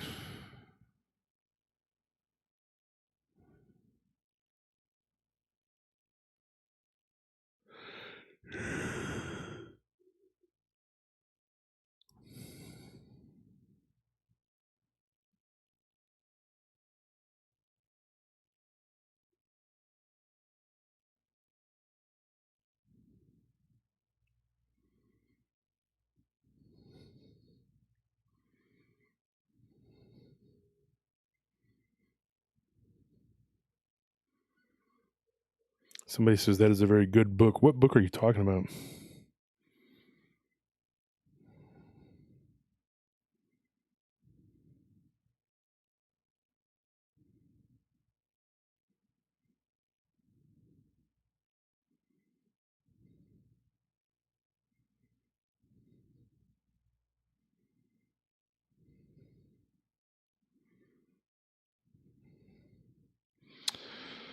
Yeah, somebody says werecats sound creepy.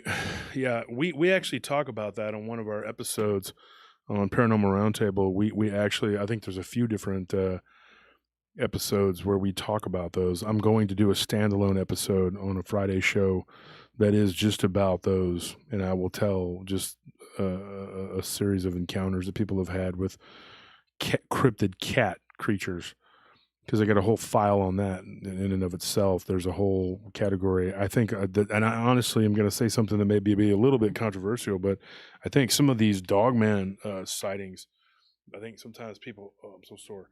I think sometimes people are misidentifying them, and they could actually be a type of feline.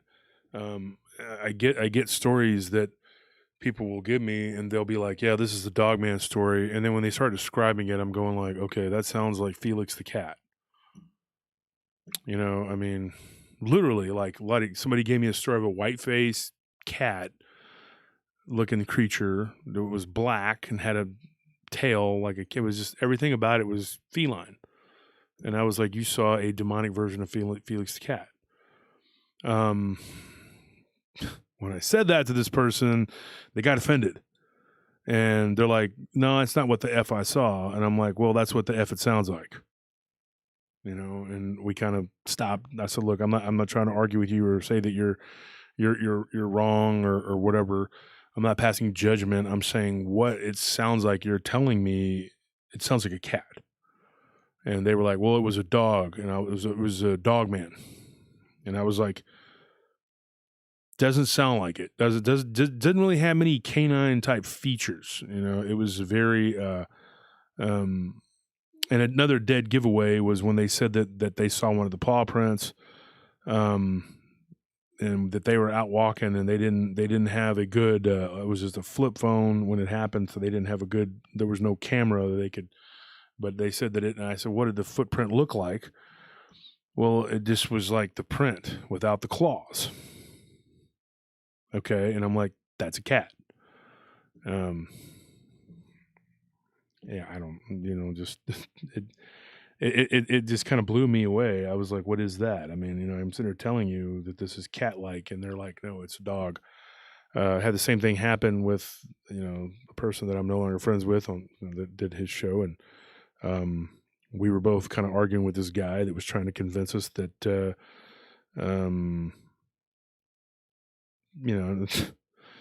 it was a lemur. I mean, everything that he was describing to me and the other guy was basically it was like a lemur. I mean, I'm like, that doesn't sound dog-like at all. It doesn't sound like a dog, man. He became very angry with both of us, and said a bunch of hateful things about us. Looking back on it, some of the things he said about him are probably true, but I wasn't trying to mock him or be mean. It just sounded so not dog-like that it was kind of hard for me to say, hey, dude, it's a dog, because it's not canine at all. I mean, it sounds very much like if I had to put it was like a lemur. I mean, that's all I could say. It was like a giant lemur. Like, I don't know, were you in Madagascar? Like, because I don't know. Because people will call me up, well, they don't call me up, but they'll hit me up and they'll be like, hey, I saw a gargoyle. They start describing it to me, and I'm like, what is your definition of a gargoyle, sir? Because I don't really, and whenever somebody already has their mind made up, they already have a preconceived notion of what they think something is, then they tell you, this is what it is. And then they want you to actually say on the air, that this person, that they saw a gargoyle or a Dogman, And oddly enough, I've had it the other way, where somebody was convinced that they saw a cat-like person or a cat-like being. And I am 100% convinced, and this person is probably now angry at me, no longer talks to me. When I tried to send them my response with an apology, just like, how do you say it? Like, preemptively apologizing. I guess, I don't know how you would term it. Just said, look, I'm going to apologize beforehand because I'm going to respectfully disagree with you. And I said, I believe what you saw may have been a common house cat that was just really large. And they were like, I knew you were going to do that. I knew you just didn't want to believe me. You're like everyone else, blah, blah, blah, blah, blah, and just kind of went on to berate me and tell me what a fool I was, and how their story was basically their story of the century. And sadly enough, they actually sent me pictures, which kind of confirmed that it just did look like a large house cat. But thank you for the story, and I'm sorry you hate my guts now for that. But that's what I thought it was, and I still do.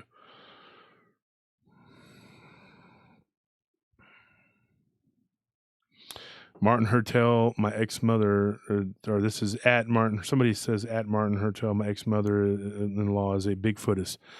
So if your mother-in-law is a Bigfootist, I guess that's a female version of a Bigfoot. If she's a Bigfoot, then what does your wife look like? I'm not insulting your wife, but how did a Bigfoot give birth to a beautiful woman?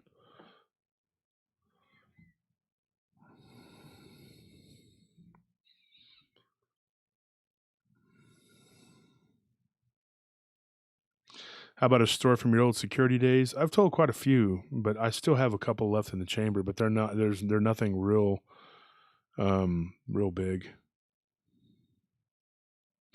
Yeah, somebody just said, have you come across that key that kept appearing in different places? The story was interesting. I think it was from your haunted house days. Yes, actually, I will comment on that right now. Okay. The key is now missing once again. We don't know where it's at. I think Tony or somebody had said the other day that they thought they saw it in Anthony's room. It's not where it once was, or at least it wasn't the last time I checked. My wife says she's going to throw it away the next time she finds it. I told her, go ahead. We keep throwing it away, and it keeps coming back. So, honestly, as far as I know, it doesn't really do anything. I think that it had to have the gargoyle statue that was. I think there was a 2-part deal there, and I think that the key itself is probably looking for that. It sounds so weird to talk about this. But yeah, this is a real phenomenon that's actually taking place that happens at our house. It's just, I don't know what to tell you. It's just, it's there. I had a statue that had Darth Vader like holding his hand out like that. And it was we put it in the hand, and then one day it disappeared. It's gone. It's not like I woke up one day and looked and said, oh, it's gone. No, I just remember coming out of the shower and getting dressed to go run my errands, and just looked, and I was like, it's just gone. And that was it. And nobody could tell me where it went or what. I asked everybody in the house if you were playing games, because that's what always is the question is someone playing games?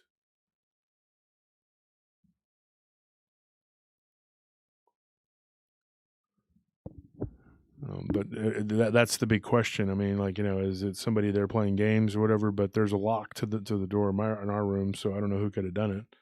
My wife won't touch it. I have no idea. It's if you want to hear about that, that's on the show. It's on the episode called Haunted Objects, which I was actually against calling it that because I wanted to call it the gargoyle and the key, or the cursed key, something like that, because I wanted to do another show all about haunted objects. And believe it or not, I actually had a whole slew of stories that I had collected for haunted objects, and I actually haven't done that episode since then because I don't even know what to call it. So I guess at some point I'm going to have to do that episode and just call it Haunted Stuff. Anthony stole the name and put it on that, it's like, was it Haunted Objects or Cursed Objects? What did you call that episode, Anthony?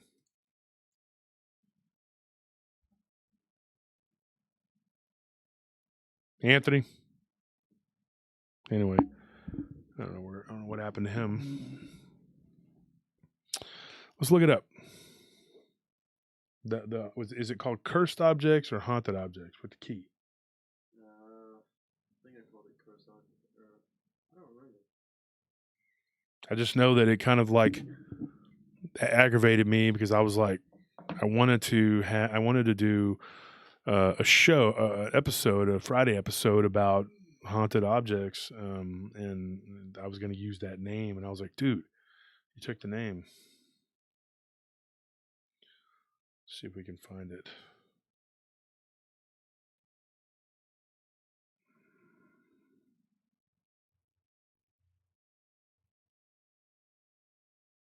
I don't know what episode that is. If anybody could tell me what episode that is, it'd be great. No, dude, I just great. All right, let me see if I can find this here. It's called Haunted Objects. Yeah. And what episode is that? Episode 42. That's weird because I could have swore it was called Cursed Objects, but then for some reason, yeah, I said Haunted Objects. Weird. Maybe that's a Mandela effect. Maybe in an alternate timeline, it's called something else. This person says, I have a haunted object I told you about. It was a video game called Evil Dead. Is that true? Your thoughts on the Mandela effect? I'm not sold on it. I am absolutely 100%. There's just been too many weird things, dude. I mean, let me just give you a very obvious one. Fabrice. Okay? It was spelled Febr, E-E-Z-E, like the word breeze. Now it's F-E-B-R-E-Z-E, and they say it's always been that way. Okay. Why would you name it Febreze instead? I mean, what's the point of that? It doesn't make any sense. Another one, they say that Ed McMahon never worked for Publishers Clearinghouse. The heck he didn't. I remember him going and delivering the big checks and all that. That was it was a big thing.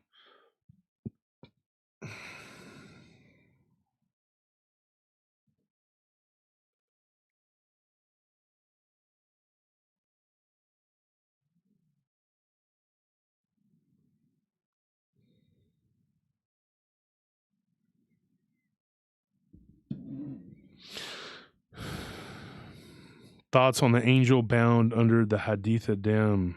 Soldiers have wrote about it.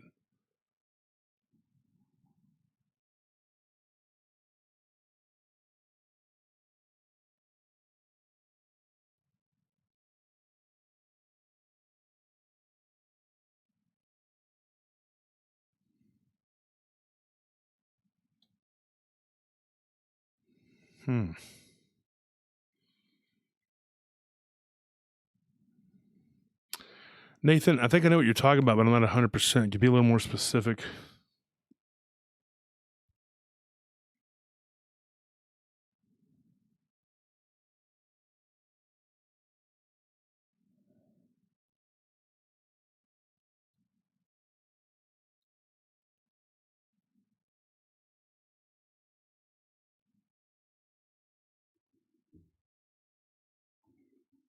Yeah, Gary says, I remember seeing all the commercials when I was younger. Yeah, me too. We grew up with that. I mean, it was like it was always on TV. Publishers Clearinghouse, like all the time. Now they're saying he never worked Publishers Clearinghouse. Yeah, whatever. You're not going to convince me of that. I know what I saw.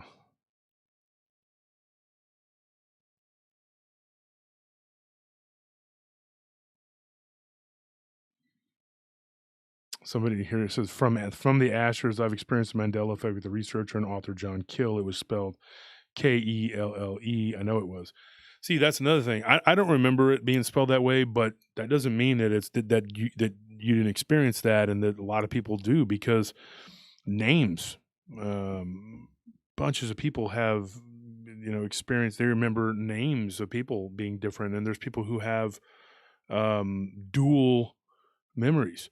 Last time I had David Wedley on the show, it was during a live stream. It was during that cold snap we had, I think, back in February. I don't know if you go back and listen to one of those shows where I had him and Ken Gerhardt and Lyle Blackburn. Bunch of them came on the show, like one after the other. I think Weatherly was on there, or no, I think me and Weatherly might have just talked by ourselves. I don't think it was the one where I had everybody. I was asking everybody how they were doing and during the cold. Anyways, it was one of the live streams I did, and I had Weatherly on the show, and we talked for a while, and we ended up talking about the Mandela effect.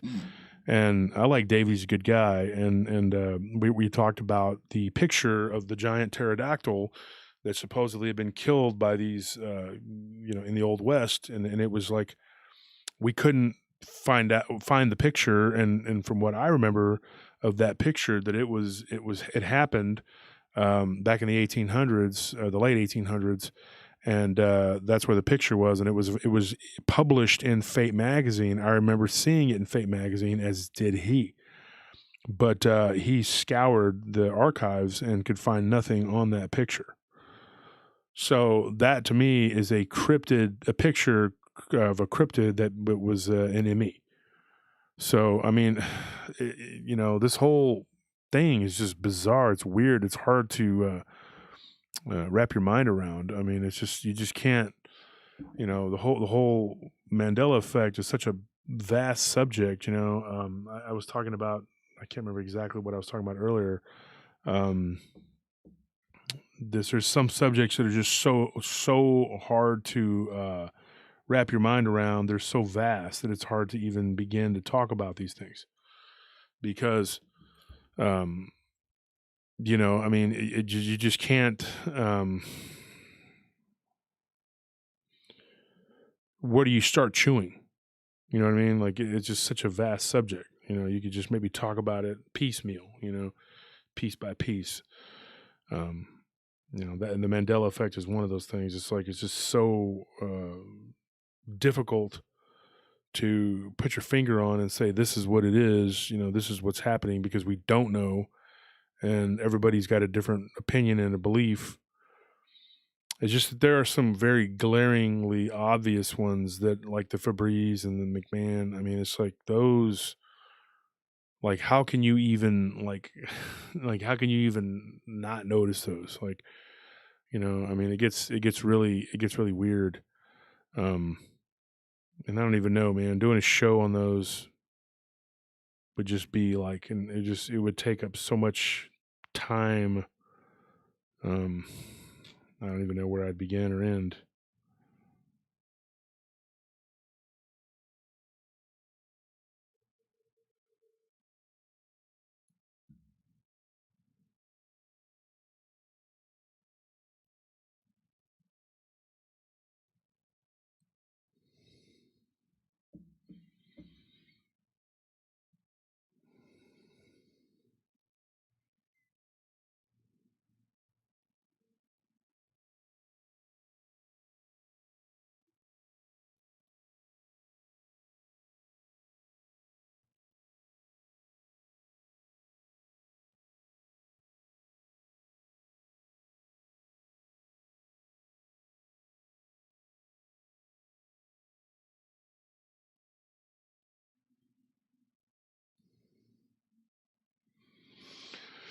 Going back and reading some of these comments here, because there was one that I thought I had missed.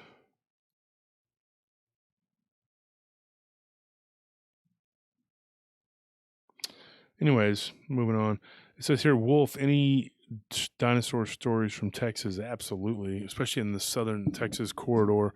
Seems like every area of Texas has its own like niche. East Texas, there's a lot of Bigfoot. There's some Dogman. You go Central Texas, ton of Dogman stuff. Go further west, you get the hyena type cryptids, and you get these weird, like smaller looking Dogman looking creatures at the Big Bend area. You get these reports down in South Texas of dinosaurs. I don't even know where to begin with that, where it begins and ends. That's another subject. There's just so many reports of weird giant bird-like sightings, but they look like what you would think of as like a pterodon or pterodactyl. And you just get like all these like small looking T-Rex looking creatures, and some of them look like raptors. And Enrique Salinas says, leave your like, y'all. Thank you, Enrique. Thank you for that donation. Yeah, if somebody reach out to Marzulli for me, that'd be great.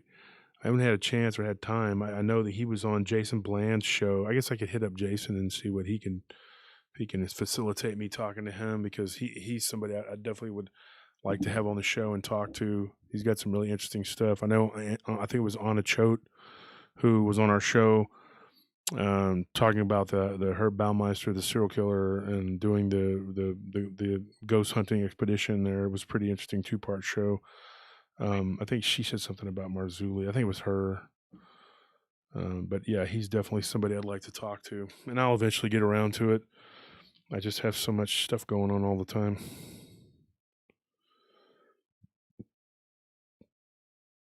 Yeah, see what that person just said there. Let's see. Robin Saliver. I looked into that. She says, at Gary Lopez, no, the confusion is American Family Publishers, a rival company to Publishers Clearinghouse, was very similar. Robin, with all due respect, you're great. Thank you for being a supporter of the show, by the way, and a listener of PRT, but I don't agree. I don't agree with that. Maybe that's what the story is now, but that's not what it was. I can honestly tell you it was Publishers Clearinghouse. It was not whatever that. I don't even know. I can't remember the name of what you just said. I mean, the commercials were on like all the time, and if you're at home, okay, and you're listening or watching this from wherever you're watching, if you're my age, okay, or close to it, you probably will remember that there was those commercials, and they were absolutely Publishers Clearinghouse, and it was not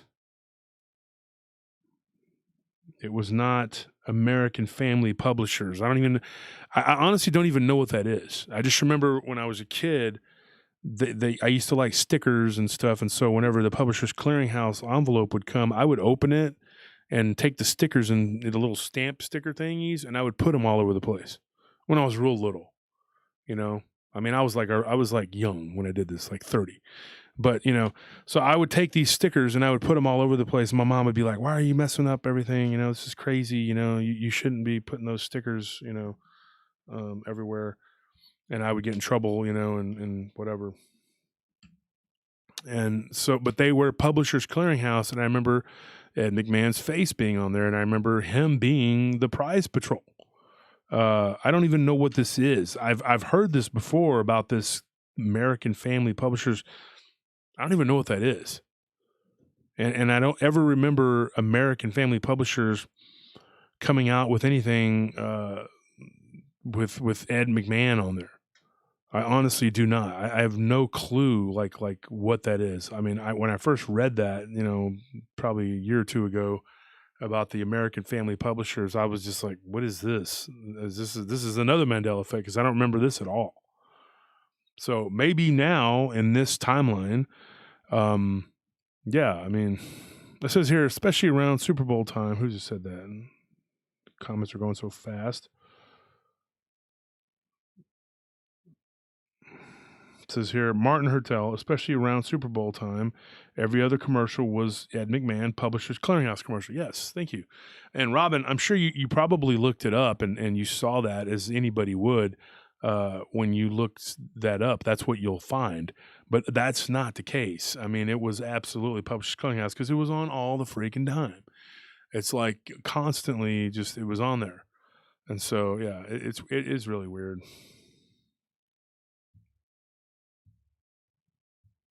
And some people have dual memories too. Now, you remember Tiananmen Square, in China, where the guy was holding the two bags, and he got run over by a tank, by the Chinese, whatever. Now, here's the weird thing: the guy gets run over by a tank. Some people say that never happened; that the tank went around him, and then and then it was a big deal. I believe it was my brother, and if you're listening, D, you can correct me if I'm wrong, but I believe you said that you remember him getting run over. Here's what's weird. I remember both. And I don't even know that happens, but some people have dual memories of things. Like, I remember things being a certain way. People will talk about something, and I'll be like, "Yeah, I remember that." And then something else will be said about it, and I'll be like, "Yeah, but I remember that too." How does that work? And I absolutely have dual memories of these incidents. That is one of them. The Tiananmen Square, I remember them not being able to show the footage on the news because it was graphic and the guy had gotten squished, and it was horrible. And I just remember that, but I also remember the tank going around him, or it tried to go around him, and I was just like, you know.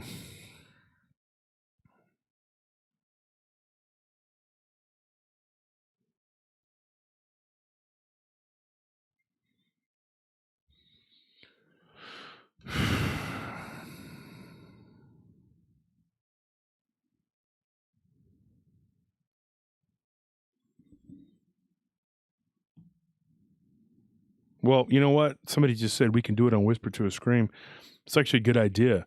That is a brother or sister, whatever you want to call it, podcast of ours. That's Ryan Tremblay's deal, and I've done some shows with him on there. Ryan, if you're down for that, Ashley, you too. We could do some research, and I know my wife's done a lot of research on the Mandela effect, and maybe we can put one together and we can just drop it on both my channel and y'all's. Ryan is the master at research, so maybe we can put it together. We can do something. Maybe we can do a part 1 and a part 2. We can figure it out. Christina, thank you for that donation.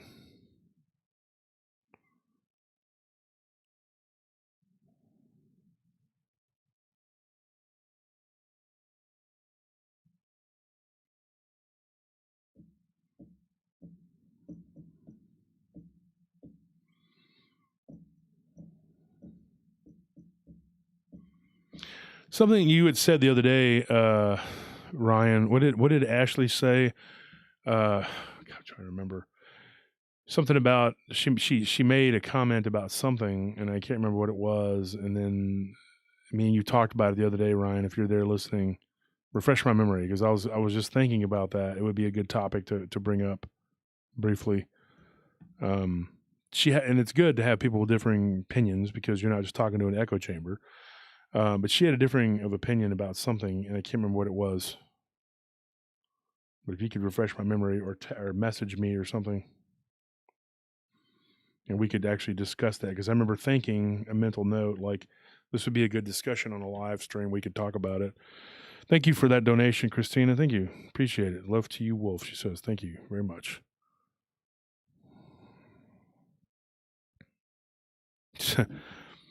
Somebody says there's a Doctor Who going around interfering with the timelines.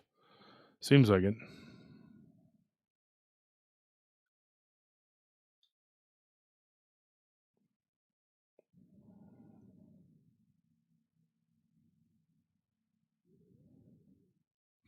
Yes, the views of Dogman and Sasquatch, how they are flesh and blood. But I think it was a little deeper than that. We could take a vote here right now in the live stream. If you think Dogman and/or /Bigfoot are completely ethereal, and I mean in that way, they are not flesh and blood.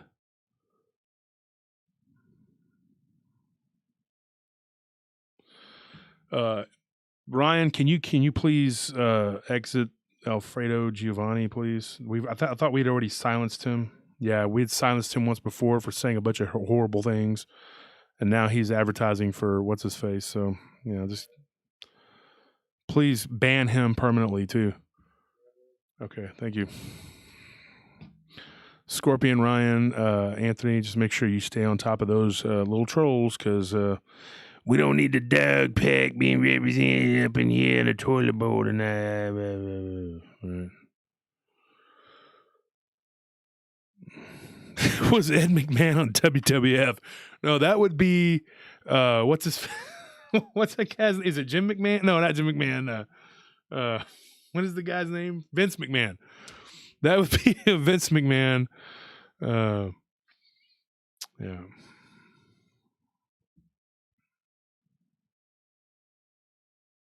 So let's start with Bigfoot. Flesh and blood, spiritual, or both? Ethereal creatures don't need to eat. That's not necessarily true, because Fae will give you food.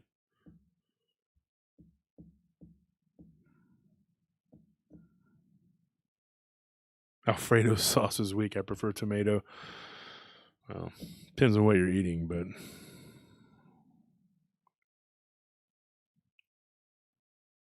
and I don't even care if he advertises for the other guy. Yeah, he's going to be on live tomorrow. Whoopie-doo, telling some real whoppers. I'm sure. I'm sure it's going to be great entertainment, folks. I'm not scared. I'm just concerned. Fireflies. Oh no, wait, those are Dogman eyes. Did y'all see the size of them Dogman eyes?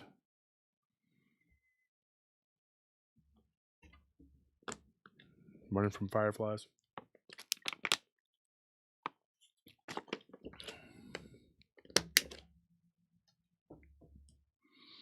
Here's a good comment from you, Ashley. Okay, from Ashers. It says here, terrestrial, Dogman, Bigfoot are not the same as a special kind. The special kind present a Dogman, Bigfoot, but they are something entirely different, in my opinion. Okay.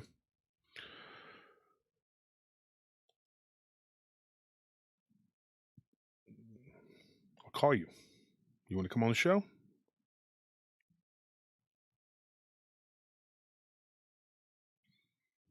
You got an invitation right now. Come on the show. I won't bite. Do you like balloons?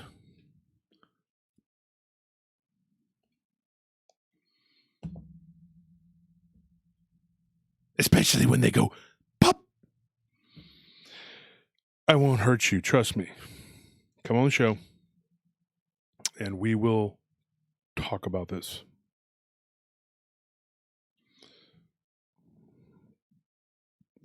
I think everybody deserves to hear your opinion on it. I want your opinion on it. Nothing confrontational at all. I look at you as a friend, okay? I just want to destroy your theories on the air. I'm just kidding. I'm just kidding. See, Ryan's encouraging her. He says, "Do it." I believe, and if I'm overstepping myself, Ryan, I believe that's your girlfriend, right? I think y'all are a thing or something. See, I think it's both ethereal and flesh and bone from the stories I've heard. Folks, we're going to get Ashley to come on the show. We're going to talk. Just wait. Just if she messages me back with a phone number that I can call, or we'll just call you through Messenger. What do I do to go through Messenger right here? I just hit the little... Anthony's got this all set up a certain way. I don't want to touch things, and then we get all off track, and then I get chastised. I was gonna hit her up on Messenger, get her on the show. Oh, okay. And I don't want to touch anything. There we go. You have to call her on Facebook Messenger. Yep, that's exactly what I'm going to try to do. But you just, I didn't know if your Facebook was up or mine. No, like okay, cool. It's laptop, I'm always logged into your Facebook. All right, good. That's good to know because then I can just do it. One? Mm-hmm. Yes.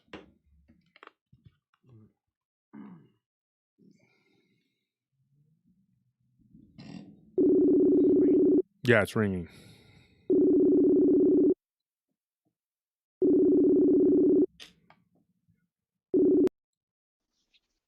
Hello. Hey. Hey. Okay, so you're on the phone with the famous Josh Turner. Don't be too nervous, okay? I'm a celebrity. I'm kind of a big deal in these parts. I'm just kidding. So actually. I've heard. Yeah, so you've heard. That's true. My mom thought so. She always told me that I was handsome. You're very special, Josh. Thank you. So I didn't want to overstep my bounds. You and Ryan are boyfriend and girlfriend?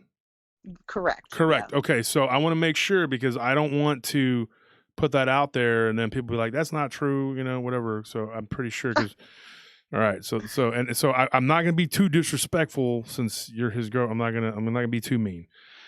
I'm just kidding. I will be. No, here. So let's talk about this. You have a differing opinion than I do, and I think that it's important that we hash it out. And I think the folks at home would be glad to hear what your opinion of this is, and you can give me some. You can drop some what your truths are, and I'll drop mine, and we'll see what happens. I think it would be interesting. Tell me why you think Dogman and Bigfoot are not spiritual. Well, so it's not necessarily that I don't think that they are spiritual. I think that, again, a good chunk of these sightings are flesh and blood creatures. I think that we do have evidence to back up some of these claims, in the form of DNA. Obviously, we've got track prints, we've got evidence of these things living out in the woods, right? So we do have that. And I do believe that some people that see things, mostly in the case of Bigfoot, Dogman's a little bit different, especially because so many different types are seen. Whereas like Sasquatch, I guess there's different types of Sasquatch too, but they're all, they're not as vastly different as Dogmen are. Now, what I mean when I say that the spectral kind can present as Bigfoot and Dogman, more so, I think Dogman more than Sasquatch, is because I think that these things, I think that probably what happens is that it's kind of like a tulpa, right? You have this like trickery element at play. So we do have people that see Sasquatch that are carrying balls of light, right? We have people that see Sasquatch and also see a UFO in the same area, right? We have these things happen. We have people like in your situation, Josh, who saw a Dogman that had a mist coming off of it. So it's not that these things don't happen. Here's what I want to say about that. I want to interject really quickly. I personally did not see that black come off its back. That was the guy that I was with when the encounter first started. That was his brother.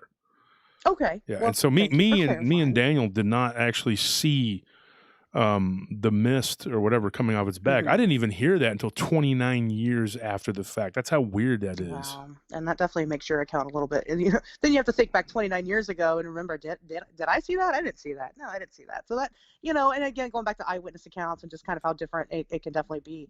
But I think that people are seeing these things, and I think that they're The seeing blinds. them and having these kind of paranormal experiences.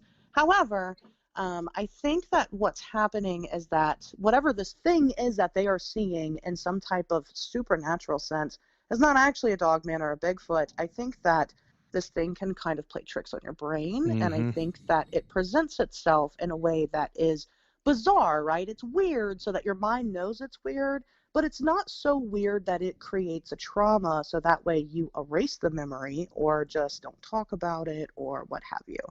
I don't really have any theory beyond that of why they wouldn't just present themselves as exactly as what they are. Maybe we can't perceive them, whatever it is. Maybe we can't see them. We're third dimensional creatures. We don't have the capability of doing so.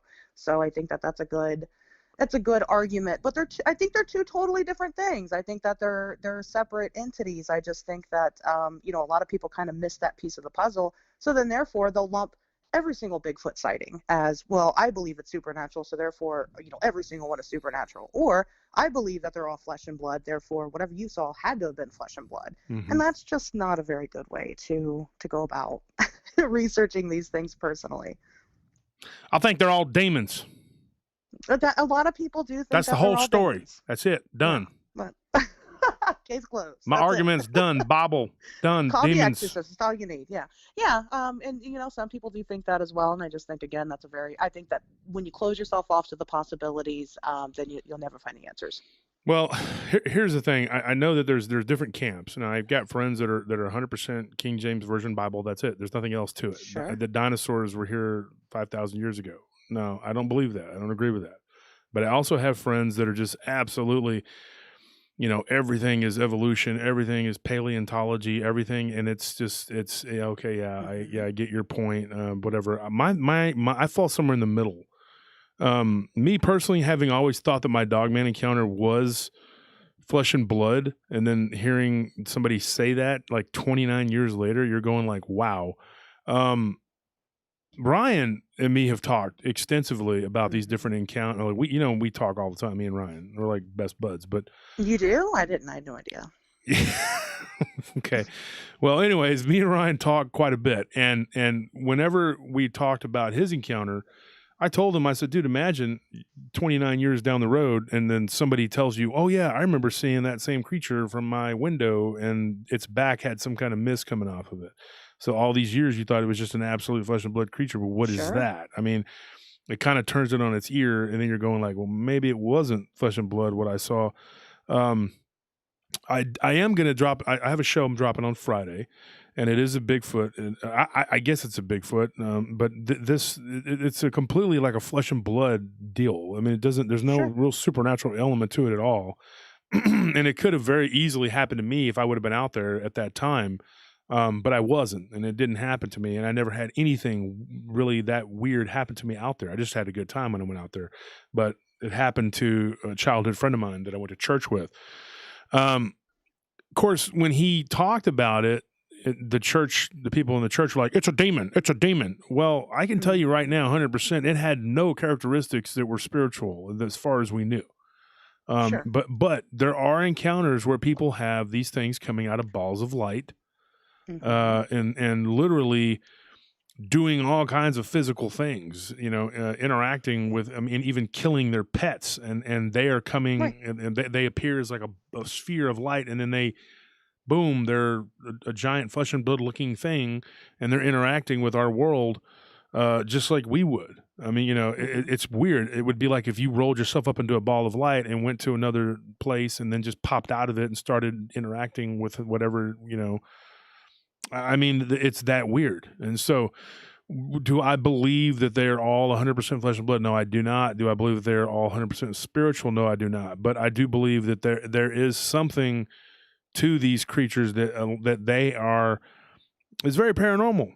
I mean, there's no other way to describe it. I mean, they can do things and manipulate. I'll give you a story. And folks at home, here's one for you. There was a girl that used to work downtown at the bar we worked at, and I can verify this with several of my old friends. In fact, Ryan's probably been on the phone and talked to some of these guys. He's met a few of my guys from back in the day. Hold on one second. Kitty, thank you for that. This is a $100 donation. Thank you, PRT team, for keeping Jesus Christ in your podcast. Condolences to the family, and we love you, Katerina. Thank you for that donation. So here's a story I got from a bartender. She was actually, there was a bartender friend of ours who still works down. She's been down there forever. Everybody knows her. She's real popular. She had a friend that she had gotten a job at the bar, and the girl didn't work there very long, but she worked there for a little while. And she subsequently ended up working at another place that was that I talked about recently, and it's no longer there. But it was literally in the shadow, and I'm talking like right near that building that I worked at. In the episodes I call the haunted, or Anthony named the haunted tower. We talked. And she worked at in that tower at one point in an insurance office. The whole floor was like an insurance office or whatever. And she said one day she had a weird dream. She fell asleep and something had pulled her hair. That's when she quit. And she said that it was like, the broad daylight, 12:40 at noon. And then she said she started having weird dreams. Now, here's the weird thing. I mean, it like really just blew me away when she told me this. Now, Scorpion, I remember he was standing right there, and when she told me this, and she told us that she was dreaming about a werewolf. And when she said that, through the noise of the club and all that, I was like, what? I was like, did you say werewolf? And she's like, yeah, I started having dreams of this like werewolf creature chasing me all over the place. And then I had my hair pulled while I was asleep, and I was like, you know what? It was just a very negative place, and so I quit. Eventually, that insurance office moved out of that floor, and they went somewhere else. I don't blame them. But I remember talking to her and her giving me that story. Now, here's what's interesting: when you were talking about the trickster, the trickster element, yeah. Mm-hmm. Here's what happened to me. If you go back and you listen to the story of the haunted tower, folks, I talk about this werewolf-looking creature. First, it was the cleaning lady who was there every night, and I would see her. And then one night I went in and I saw her, and I thought it was a little odd that she was still there. I was just like 3 a.m. Why is she still here? She's usually gone by like 1. And I'm like, oh, she's here late. She's only on this floor. It's weird because she would work her way up. And so I thought that was weird. But then she went into a cleaning closet, and as I'm sitting there listening to my headphones, and I'm an old guy, so I had a Walkman. People probably don't even know what that is. I'm familiar. Okay, it plays cassette tapes. I don't know how old you are, Ash, but yeah. Thank you. back in the before time, in the long ago, we listened to cassette tapes. Okay, so I was listening to that, and I look up and I see this individual was the cleaning lady. I thought. Had like furry arms, and I'm going like, what the heck, Hadn't smoked nothing, hadn't drank nothing. I was completely sober, had not been prone to any form of mental whatever, and I was just like, what is going on here? Then I started to notice when she turned to the side, and I knew this thing at that point was messing with me. I could see this big wolf head, and it looked like what I had seen when I was 15. That I know absolutely was not a Dogman. It was not what I saw when I was 15. It was this entity or entities playing on my fear and knowing what I had been through as a kid. You know what I mean? So then it was like, okay, here's what you're afraid of. And I was doing the voice of the clown, It, earlier, which is kind of funny because it's kind of like on It. Do you remember where the one kid, I don't know, was Richie or whatever, where he saw the werewolf because that was one of his fears? Yeah. So I saw that, and I'm looking at that, and I'm going like, what is that? And then I thought, okay, my mind's going a million miles a minute. I'm like, this is demonic. This is something that's messing with me. This isn't real, and I'm terrified. But there is an entity there doing this. So I got up and I got out of there. That to me is the trickster element of it. Now I have a friend who was a Ute Indian, and his grandfather told us one time that these shaman that they can change into different things, whatever. Skinwalkers. He was referring to the Navajo. Of course, the Navajo and the Utes they're not friends. They're enemies. But he said that one of the things they do is they can take the form of any creature, and they can take the form of a Bigfoot or a Dogman. But it doesn't necessarily. It doesn't translate correctly. You know what I mean? What I believe are the actual physical race of Dogmen are what we know as a cynocephaly. I think is a little different. I mean, and that if I had to get down to what I really believe these things are, that's what I would tell you. I mean, if somebody put me on the spot and said, you have to tell me exactly what you think it is, blah, blah, and then that's what I would say. But as far as like putting them into a category of a box and saying, okay, they're this, they're that, I have no idea. I can't tell you. I mean, I try to leave it open, but if we knew, we would be out of a job, you know what I mean? There would be no need for us anymore if we solved the mystery, right? I mean, well, I'm a security professional, so I wouldn't be out of a job. Well, okay, that's fair. That's fair. Actually, in fact, Ashley, if they determined tomorrow that Bigfoot and Dogman were real, and they're running around everywhere, it would probably boost my business. I'd probably have business to the moon and back. I'd have to have a whole professional team, to go out and whatever, but that's true. Yeah, but the whole podcast thing, you'd be like, well, we'd just be talking about something that we're learning about, though. It would change. I don't think we'd be out of a business or whatever you want to call it, but it would definitely change. Now, here's the other question for you. What do you think about the UFO disclosure? Oh Jesus, I talk about this all the time. Yeah, so that's kind of my area. And I know everybody's been asking you what you think about it.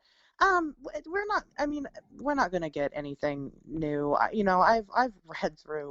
I've sat and read thousands and thousands of declassified documents, and it's all the same thing. All we're going to get, I promise, is just going to be more sightings. We might get some USO sightings, which is kind of, it's not new. We had them, back in Project Blue Book, and I mean, we've had them before. We might get a couple of, photographic evidence, but there's not going to be any big moment where they sit down and go, oh, hey, listen, we are in contact with an intergalactic species. We're friends. We have agreements. None of that's going to happen. I think everybody's getting excited for no reason. We just talked about, which is why I'm late. I was recording my own show. And one topic that we had covered was there was a gentleman in Florida who works for the county buildings development thing to get approval to build things and whatnot. Mm-hmm. And he said that he was speaking with the project engineer, and there's been a government funded project that's just been approved, and it's got a couple of satellites, and it's got an observatory and stuff like that. And when he joked with the engineer saying, hey, is this a UFO tracking facility? The engineer was like, well, actually, yes, it is. And we are going to build more of them. So, I mean, wow. But realistically, I mean, the UFO phenomena has been going on for, since humans have been around, right? And so, I mean, they probably already had these tracking facilities before this point. Now, I talk with a lot of very interesting people. A lot of people don't know, but I live 10 minutes away from Wright-Patterson Air Force Base, and that's kind of been one of my more recent areas of research lately. And I have two people that I speak with regularly. One gentleman works there currently, and has been working there for the past 15 years. The other gentleman that I'm talking with is actually on his deathbed, and they have both been telling me some very interesting stuff. Not all of it I can share. Some of it I have shared, especially, the gentleman that's dying. We haven't really quite agreed yet to what extent any of this is going to get released under. I'm not going to say that there's big crazy claims or anything like that. But sometimes it's hard, being a researcher out there, especially seeing disclosure happening or what people think is disclosure. Because, one thing that I say all the time with all of these theories, for one, I'll say this, I like to operate on a 1% probability. If there's 1% chance that something exists, I will entertain the idea to a degree, of course. But, your theories, you have to make it make sense, right? I mean, if one thing is true, then something else has to be true, and it all kind of has to tie in together. And, with what these gentlemen are telling me, these two gentlemen have never met each other, at least as far as I know. That could be the conspiracy, is that they're both in on it and I'm the joke. I don't know.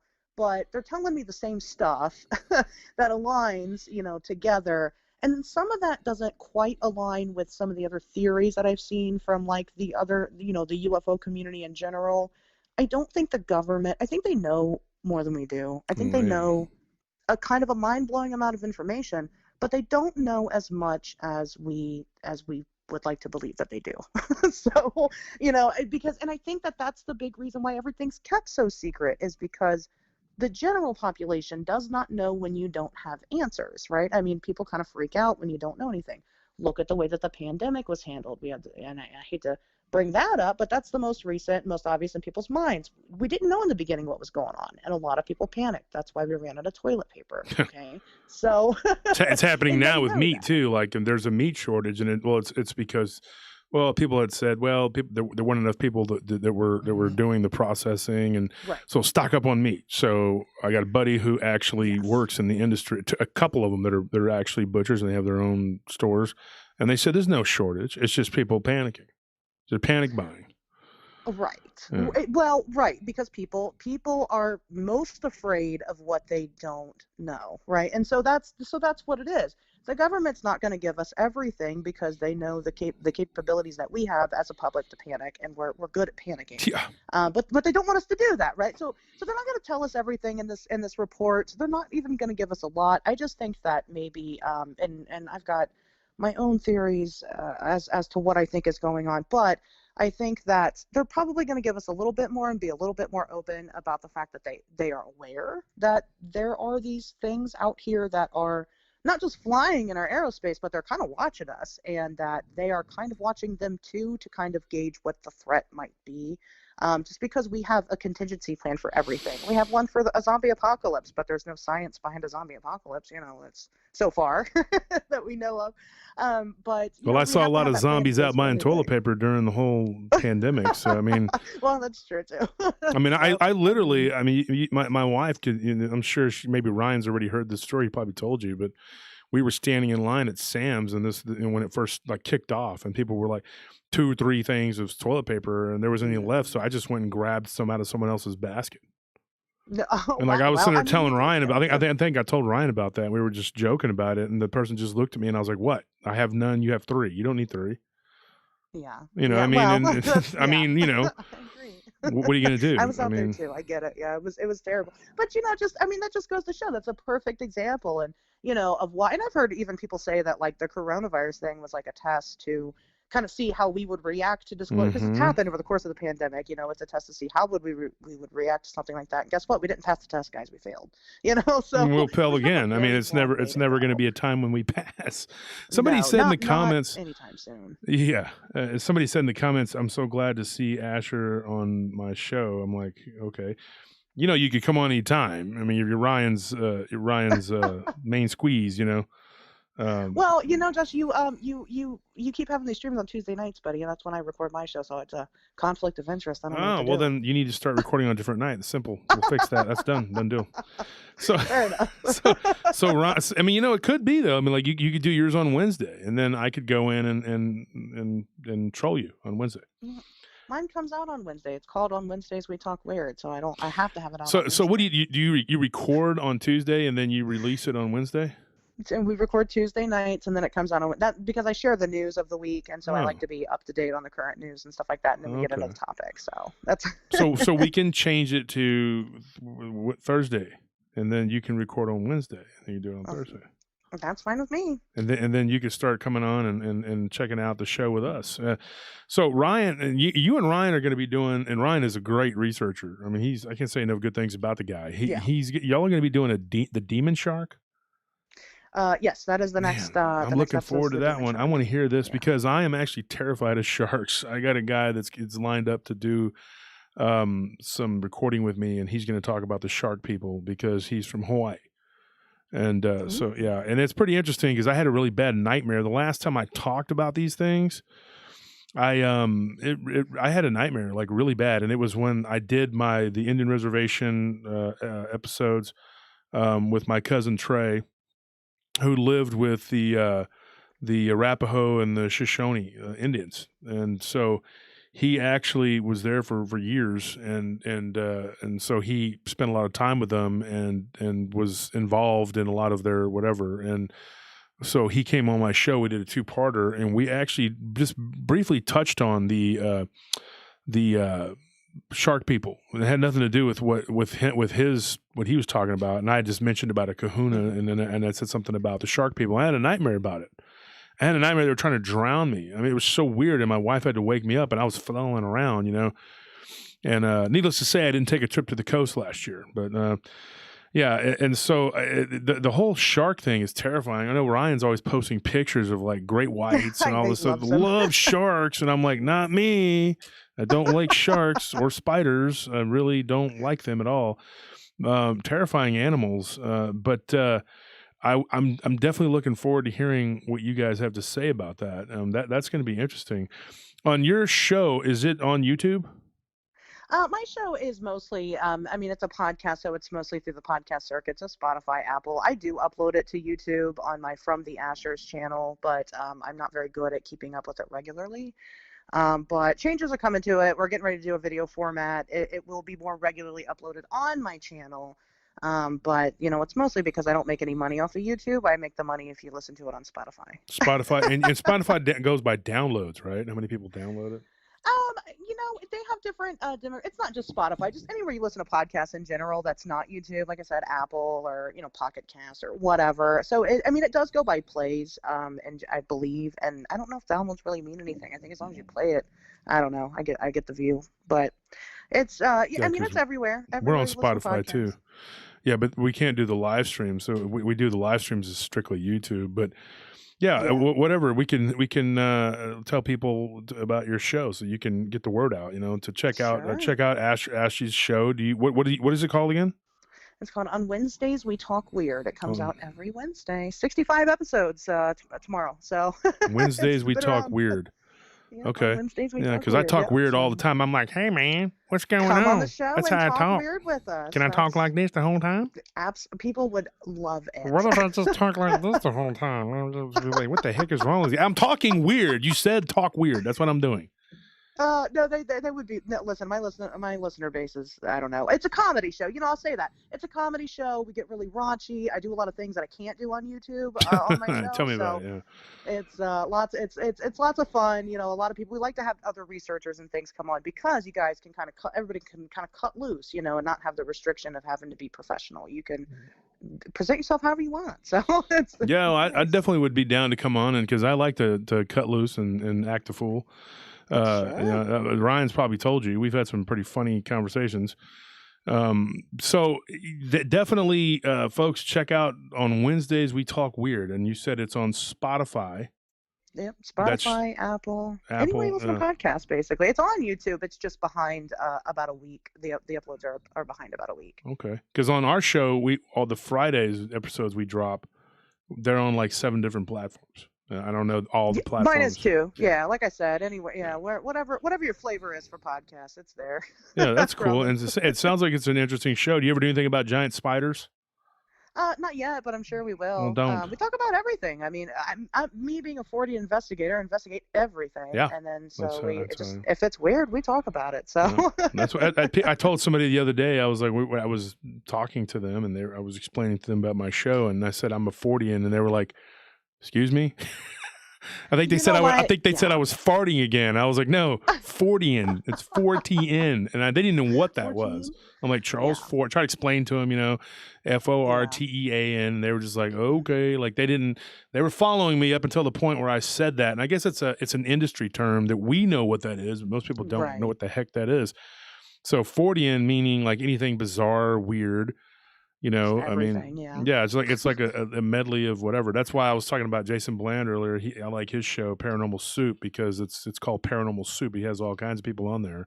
Like one day he had on L.A. Marzulli on there, and it wasn't a lot of people listening, but I was like, man, that guy has a lot of good information, and there's been a lot of really interesting guests on there, and I think there's definitely a lot of underrated podcasters out there, and I was telling Nelly and Anthony the other day, we were out running errands, and I told them, I said, man, if I ever became a millionaire, okay, and I mean like, if I won some money, or if I had money to invest, I would create a radio network and just promote it to go to like Sirius XM, and I would just play 24 hours of podcasts, and I'd get people like you and Ryan and Jason and all these different people. I like Ethan Seal, like his voice. I think his voice is amazing. Yeah. And I'd just, and have a different hour for everybody. Vault could be on there, DW, whoever. And we could all just do everybody could have an hour long show, an hour just and then just do it every week, and just have like a nothing but paranormal radio. It'd be awesome. I think people would really love that. I mean, especially, for some reason it's been this big boom and these kinds of topics. And, it's really like you got to strike while the iron's hot right now, especially with creators in this kind of field, which of course, at the end of the day, I do this because I'm an investigator, right? That's my job. But then I do the podcast and things because nobody's paying me to go out and investigate things, right? Mm-hmm. So, so I have to rely on content creation in order to continue to do the job that, not only, do I love doing, but I'm good at, so, and right now, thankfully there's been this huge boom in listeners, and it's been this really big deal lately. And I think that something like that, I think that's $1 million idea. I think you should, regret probably saying that live because well, I mean, and here's the thing. I mean, I wouldn't do it. I mean, like for me, I just wish somebody would do it. I mean, like I'm not doing it for money because like if somebody else does it and they make money off of it, great. But just getting everyone out there and it would be something cool, if you're taking a long trip, and I did that not too long ago, and it was horrible because I was like running out of things to listen to and everybody's falling asleep and I'm having to stay awake and I'm listening to the 80s or whatever. And I'm like, this is I need something to listen to. And all of the people that I would listen to were all scattered. You don't have them in one spot where you could just go, okay, I'm going to go to channel blah, blah, blah and play. And they just one after the other, just play all of my favorite people. Right. That would be cool. Yeah. I mean, I don't care who does it. It don't have to be me. I wouldn't do it as a money venture. I would just do it because it's something that I'm passionate about and I'm into. I've told everybody this multiple times. I stand by what I say. I'm not doing this for the money. This isn't how I make my money, my bread and butter. I make a decent living doing what I do, and there's no shortage of work for us. I mean, it's just a lot of work. There's been a lot of work the last few years, and so we've just been very busy. So doing this has been hard to keep balancing. I'd like to be able to do this as a living and just kind of retire from the other business and do this full time. Because there's a lot of, I have so many stories backed up, that I had Ryan over there taking the overflow and going, hey, maybe take some of these off my hands, do something with them. I can't catch up. There's so many people. And every time I talk about a subject, I get 3-4 stories about it, and then of course you can only pick maybe a couple of those out of there, but still, that's still a lot. I mean, you have enough for another episode after every subject you talk about, you get enough for another episode. And I think that somebody had said, or Ryan had said on here earlier, he's like, I'm so glad that they're getting along. I was like, I didn't know we didn't get along. Like, I didn't know that there was a rift there. Was there a rift or something? Or no, not really. Ryan just worries a lot about a lot of things. And he's a good guy. Probably shouldn't do that. He is. No, he's very sweet. That's why he worries. He cares. He's a very caring person, and that is, a lot of people don't realize that this whole thing, this whole drama that went on, that we're moving past, whatever. I backed him up, in that situation, because what had happened between him and these other two jerks, and I'm not talking about the Voldemort, I'm talking about these other two that kind of instigated it. He didn't have to tell me the whole story. I was already like, I was like, I get it, because Ryan doesn't have problems with people. So if somebody has a problem with Ryan, typically they're probably going to be the problem. And sure enough, I look into it and that's what's going on. And then of course one thing led to another, and then this whole thing popped off. But I told Ryan, I was like, I'll always have your back, as long as you always have my back. And it's all because of how he came at me in the beginning, because he was really fighting for his friend, not realizing that person wasn't really his friend, because that's the kind of guy he is. And I think that he was worried that we didn't like each other or something, because we kind of disagreed on the thing or whatever. And I told Ryan, I was like, I disagree with people all the time. Doesn't mean that you don't like them.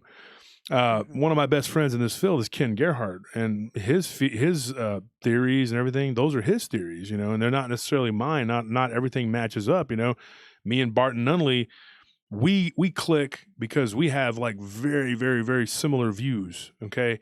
And that is great. That's awesome. And we can talk for hours. I can get on the phone with that guy and talk for hours like I do with Ryan. We can talk forever. Sure. But the thing is, even if we don't agree 100%, I can get on the phone with Ken and talk to him for hours. And it doesn't mean that we share exactly the same views about everything. because we have common interests enough to where we can talk, and so like I was telling Ryan, when I've introduced him to all these different people in this field, because I think that at some point he's going to have a future here in this, he's going to carve out a niche for himself. Yeah. And I think the same for you. Just talking to you right now, I can tell you're very well spoken, and you sound like you're very enthusiastic, and I think that the field needs people who want to do this for the sake of doing it. So many people, either they have an agenda, like it's like they're either out there to spread disinformation, or they're trying to make money, Right. or whatever. And there's other people who are just like, look, I'm just passionate about this. That's what I want to do. I want to get the information out there. And Ryan's definitely one of those people. Like, Ryan is like my hero. I kid you not, because I wish I could be a better person like him, because Ryan is like, when all this stuff's going on, he always wants to give people the benefit of the doubt.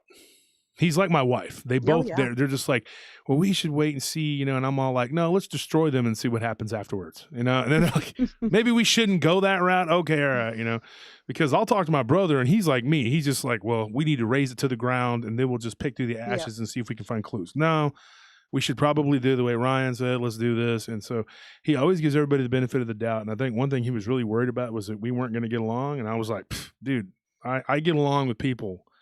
Disagreeing with people about the paranormal, that just comes with the territory. And then you talk it out, you say what you believe. And that was one thing I was trying to tell him about it, was that, well, Ryan, Josh doesn't know who I am. He doesn't know what I've put into this. He doesn't know what I do.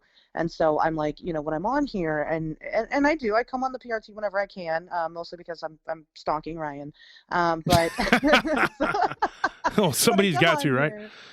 Right, exactly. But I get on here, and some of the views that I share sound very controversial sometimes. A lot of people don't seem to agree with them. But the thing is that I only have like 200 characters or something like that, within a comment to like share. And it's not that simple. Even somebody said early in the comments, well, she doesn't believe in the Wendigo. It's not that easy. No. There's no yes and no. There's no black and white in this field. And that's definitely something that I've learned here. So it's like, well, yeah, if you're taking chunks of the views and chunks of the conversations, then like, the whole story is not being told anyway, so, and I know that, so, I don't know. It's just kind of, but again, Ryan, he worries because he is a genuinely nice person, and, you don't find a lot of genuinely nice people out there. So we're both very lucky to have him. That's for sure. Yeah. And he's definitely a good guy. We need to do a show. You need to come on at some point, and, we can all talk and we can do some Bigfoot Dogman or whatever you got going on, and we can do Anytime. a Friday show. I'd like to do a Friday show where we can record, and I think it'd be a good episode. I appreciate you coming on, and I'll definitely talk to you again. And don't be a stranger, Ashley, and don't think that I don't like you just because we don't have the exact same opinions. And it sounds like we do actually have very similar views. Yeah, it does.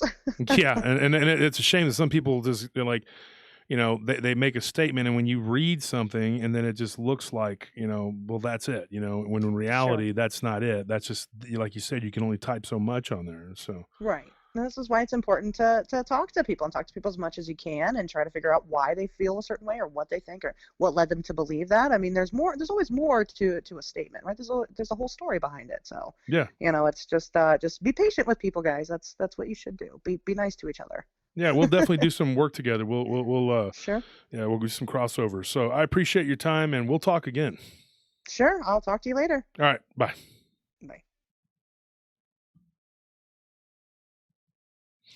So that was Ashley Hilt, and Weird on Wednesdays.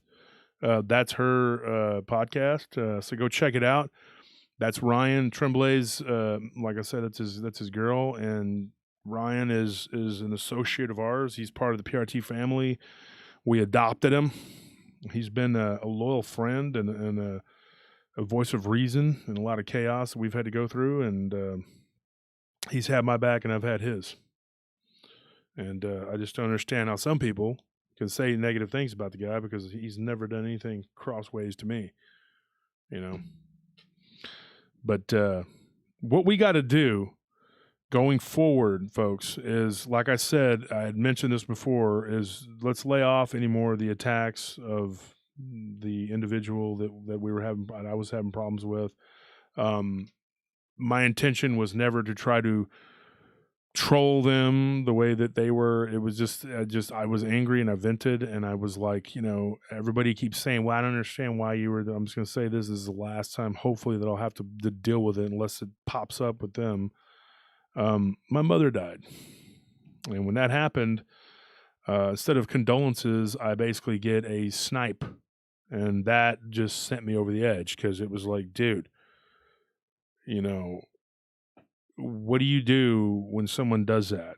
And you can make all excuses you want, but I did not get a condolence. Sorry that happened, man. After all the work we did together for 6 years, I just got a snipey thing calling me out for supposedly not liking him. And then that just set off the whole, but like I said, we're moving past this. We're going to move forward. We're going to go on. We're going to survive. We're not, no more promoting. You can promote whoever you want, but don't promote those two. Okay. I don't want them, anything about them on my, they're negative.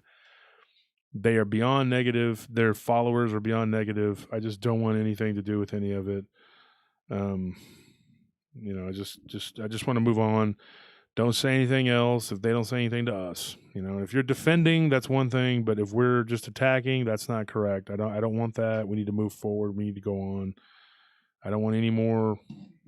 You notice every time one of them gets on here, they're like, "Hey, man, Dogman's gonna be talking tomorrow." I really don't give a crap. Okay, go stand in the street with Dogman. Okay, I don't care. And so. Moving on. We're just going to move forward. I'm not trying, at the risk of sounding arrogant here, my content is better because I actually do research. Okay. I mean, it's very simple. The Nick Valente we were talking about the other day is like, they're lazy. You do research, go do some research. I mean, there's one thing I can say about certain individuals in this field, that they do their research. I mean, they literally spend hours doing research and they work hard on their material. They go out and they get stories and they research the crap. One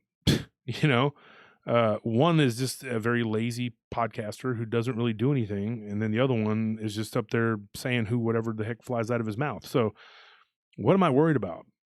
At some point, cream rises to the top, and then just let the rest of it go, So we're done. Thank you, Jar Pickles. I'm praying for you, brother. God bless. Thank you. That's the thing. I mean, I just want all of us as a family, as a PRT family, if you're listening, and even if you don't like me, but you like my content, I don't really care. You don't have to like me as an individual. In fact, I don't even like me as an individual. Sometimes I wake up and I'm like, look at you. You think you're tough? And I start swinging and I start punching and I just beat the crap out of myself. And then my hands are all bloody from breaking the bathroom mirror. And that happens every day. I've replaced a lot of mirrors, folks. Okay, I just made all that up. That doesn't happen ever. And that's ridiculous. But you get my point. There's times when I don't even like myself. I do things and I'm just like, why did I do that? That was really crappy, I just can't believe I just took the change out of that blind homeless man's thing. And, I never did that. I've never ever done that, folks. I've never done that. I did know a guy that worked downtown who actually, I've known this. No, I'm not kidding. Me and my brother can attest to this. I wish he was listening. I don't know if he's listening, but there was a guy who worked downtown. There was two of them. One guy who pretended to be blind, and he did this successfully for decades. And it was actually funny because the locals, they knew that he wasn't really blind, but he would stand out there with his cup and people would just dump money into it. And I don't know how many times I saw some fool try to take $1 out of it. He'd get up and start trying to fight with him. And it's like, this dude's not blind. Now, he might have been legally blind or something, but he could see. He could see. You know what I mean? And it was funny. That was like his hustle, and I would talk to him and sit there and, hey, man, what's up, yo? And just whatever. We'd talk and then I'd go to work, Sometimes I'd give him $1 or $2, felt bad for the guy. He was homeless. He stayed down at the shelter. And then there was another guy who had the hustle. I mean, and he actually sold drugs. And it ended up running into one of my properties, and I was doing security. And so what he did was he would sit there like this and act like he was asleep half the time. And then he'd kind of wake up and he'd sell the drugs, whatever. But he had a wheelchair, and he would sit in his wheelchair and pretend like he was that he couldn't walk. And I don't know how he got away with it for as long as he did. Eventually he got caught and he got popped. He did some time. Well, I ran into him on one of my properties a couple years ago, and he had a bunch of his homeboys around, and I went up to him and I went right behind him, and he knew me. They called him Goodies, and I just like pushed his wheelchair and he jumped up, and I was like, "Oh, good, it's a miracle, you can walk." And his homeboys looked like they're about ready to throw down on me, and he turned around and goes, "Man, I know this fool, this is Wolf, he used to work downtown and all this." And then he gave him the 411 on me, and told him, "Hey, don't mess with this guy." And I just was like, "I know your uncle or whatever you call this guy. I've known him for 20 years. I know his hustle." I mean, but it's just funny that everybody's got a niche, and I guess that was their niche. But, I've never taken change out of a blind man's cup. I'm just kidding. It was a joke. No, the things I get mad at myself about are missed opportunities and the opportunities I could have had to do things for people. I do regret working so much. I do regret not spending as much time when I was raising my nephews. I wish I could have. I was basically like, they're Huey, Dewey, and Louie, and I wish I could have spent more time with them, instead of working all the time. Could have been more involved, I had to be disciplinarian at times and whatever, but I wish I could. And I took them places and we did trips. We had all kinds of stuff, but I wish I would have spent more quality time, and also with my mother, because my mother's gone now. There's nothing I can do. I wish I would have spent more time with her. Nothing I can do about it now. So I kick myself, I try to love my wife and my family and give them as much as I can now, and be as positive as I can going forward. That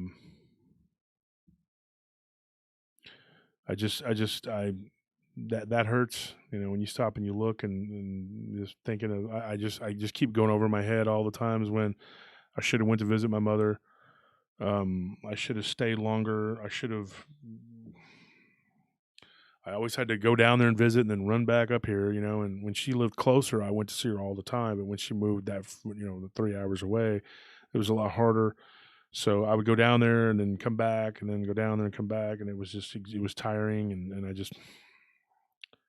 I don't know. You look back and you make, those are the kind of mistakes I made. I wish I could have spent more time with people I cared about. I had several friends that died. My friend John, my friend Roger, Willie. I was just thinking the other day, John died in May 2019. Willie died in 2020 May, and my mom died in 2021 in May. My grandmother died, my great aunt, they all died in May. May's just been a house of horrors for me. And I'm looking at it going like, it's very hard.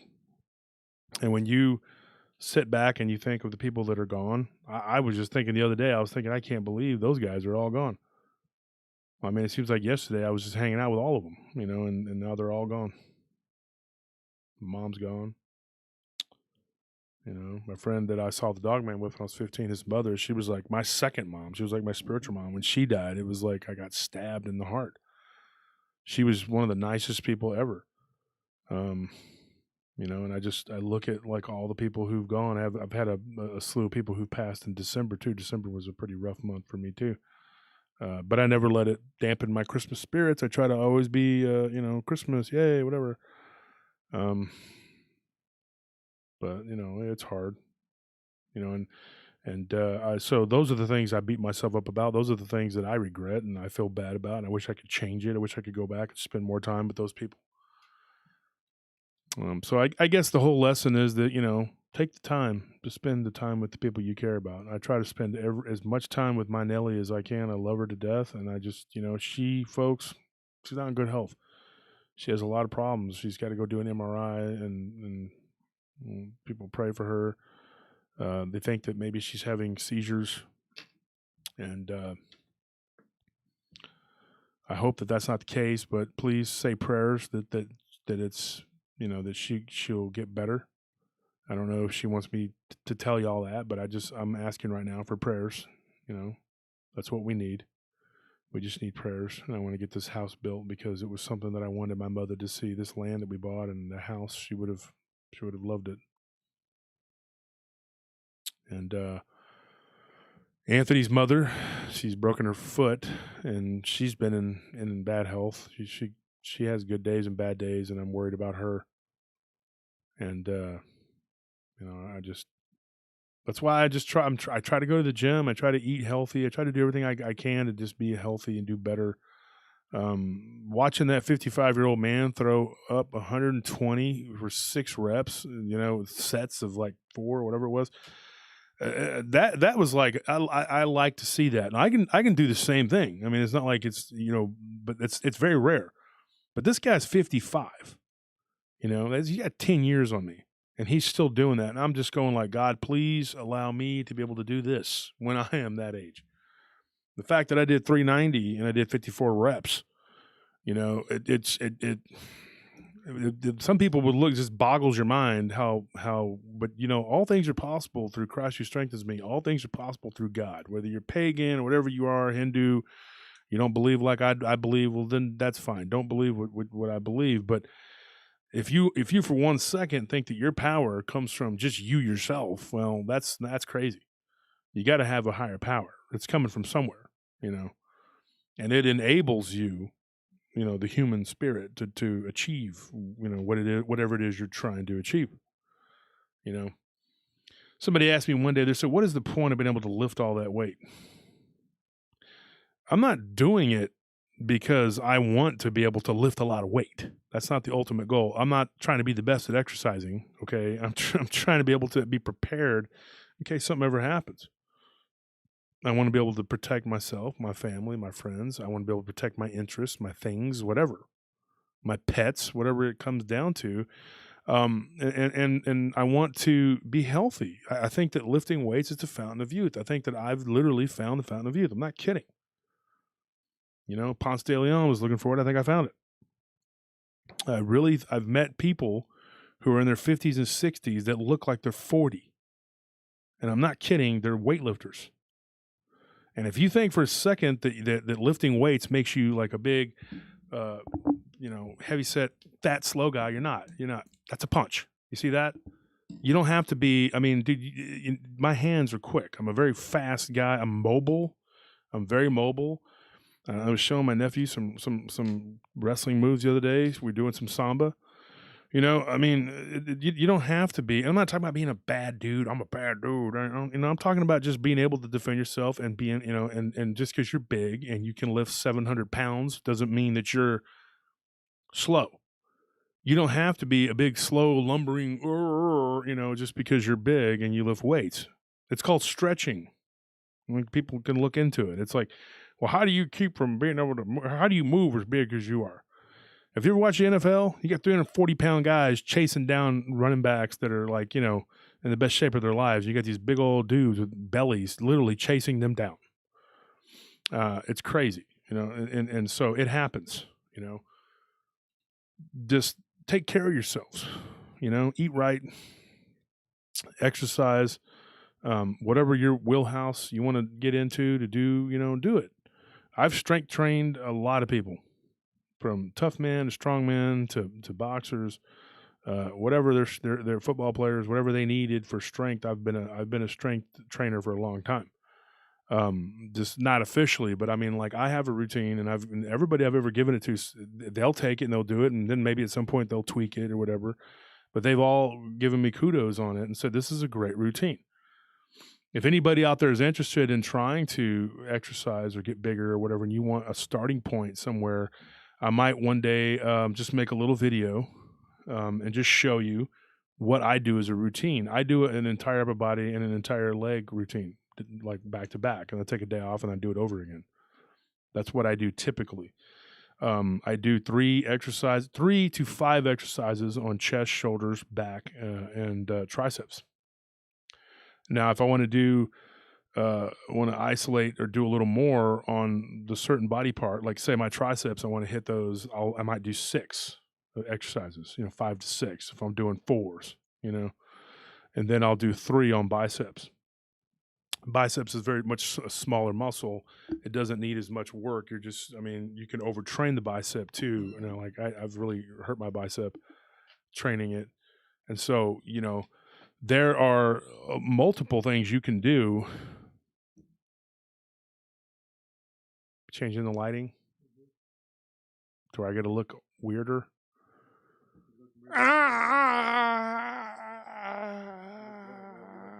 The lighting is fire in the sky. Where's Travis Walden? He comes in and turns it all bright. I'm like, man, whew. Okay, so anyways, if you're interested in that, you know, I'm always down to help people to improve their physique, getting bigger, stronger, because strength is one thing I know a lot about. I can do strength. You know, speed is a little different. You either have it or you don't. I've trained lots of guys on how to box and how to fight. Typically, it's just you have it or you don't. I mean, it's like if you got the hands or you don't. I mean, you know, I was blessed. My grandfather was super fast. My dad's got pretty fast hands. I come by it honestly. You know, I got a couple of uncles who were really quick-handed guys. You know, just fast. You know, could punch. But you know, not everybody has hands is my size and has hands like a middleweight. You know, it's you either got it or you just genetic. Strength is different. I can help you become strong. And like I said, if you go in there and you learn the different the routine and you start doing it, I've never had anybody who couldn't. You know, I've trained Navy SEALs on strength. You know, how to get stronger. You know, those guys have their own routine, whatever. But one of my good friends, he's an ex-SEAL, and I taught him. I showed him another way. I said, look, there's ways to get stronger and to keep pushing past the plateaus. You know, after the first few workouts, you'll hit what I call your natural or actual strength, your real strength. And then from there, you just kind of eke along, you know. But then you'll have these jumps, these breakthroughs where you'll start to, and it's from blasting your muscles from different positions and doing different exercises. And eventually, you know, your body will just it has to grow. You're giving it no choice. You know, it has to get bigger and stronger. So Gary Lopez, I have speed. I hope you're talking about hand speed, Scorp. Yeah, you actually do have pretty good. You're pretty quick-handed. I've seen you throw punches many times, surprisingly, but you're flat-footed. That's the only thing. Scorp is not a runner. Neither is D. My brother, he's not a runner. I was always pretty quick, like fast. I could run.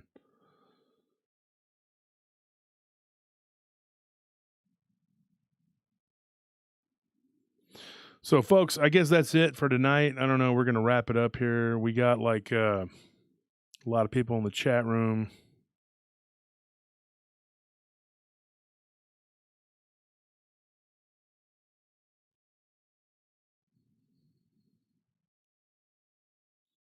Trying to read this comment here. It says, it's Corey Cole says, Wolf, listen to a guy will not talk about using high vibration meditation as a defense against the dogman who was outside when he was going out with his girlfriend. I don't understand the way you worded that. This guy's talking about peptides. Yeah, peptides are actually very, I've heard a lot about that.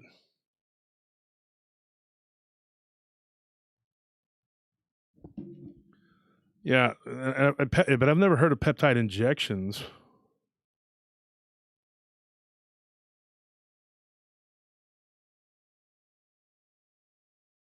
But I've heard a lot about peptides. I think my nephew's been using the collagen peptides or whatever. I know my wife takes collagen. She uses it. I don't use hardly any supplements. Just I take vitamins, minerals, and some supplements, but it's mostly what I take. I mean, as far as like for weightlifting, I just drink protein. I don't take creatine. I don't take HMB. I don't take any of that stuff. I don't do any of it. Imagine if I did.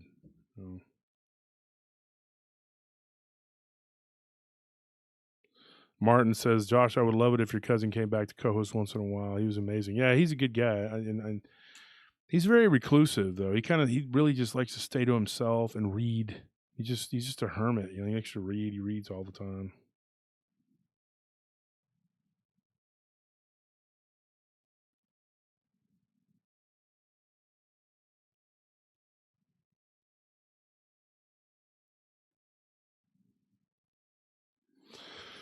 So, folks, I guess that's it. I'm reading all these comments here. And hopefully you guys will tune in on Friday for us, our show we're going to drop. And you guys check it out. All right, folks, I'm going to let y'all go.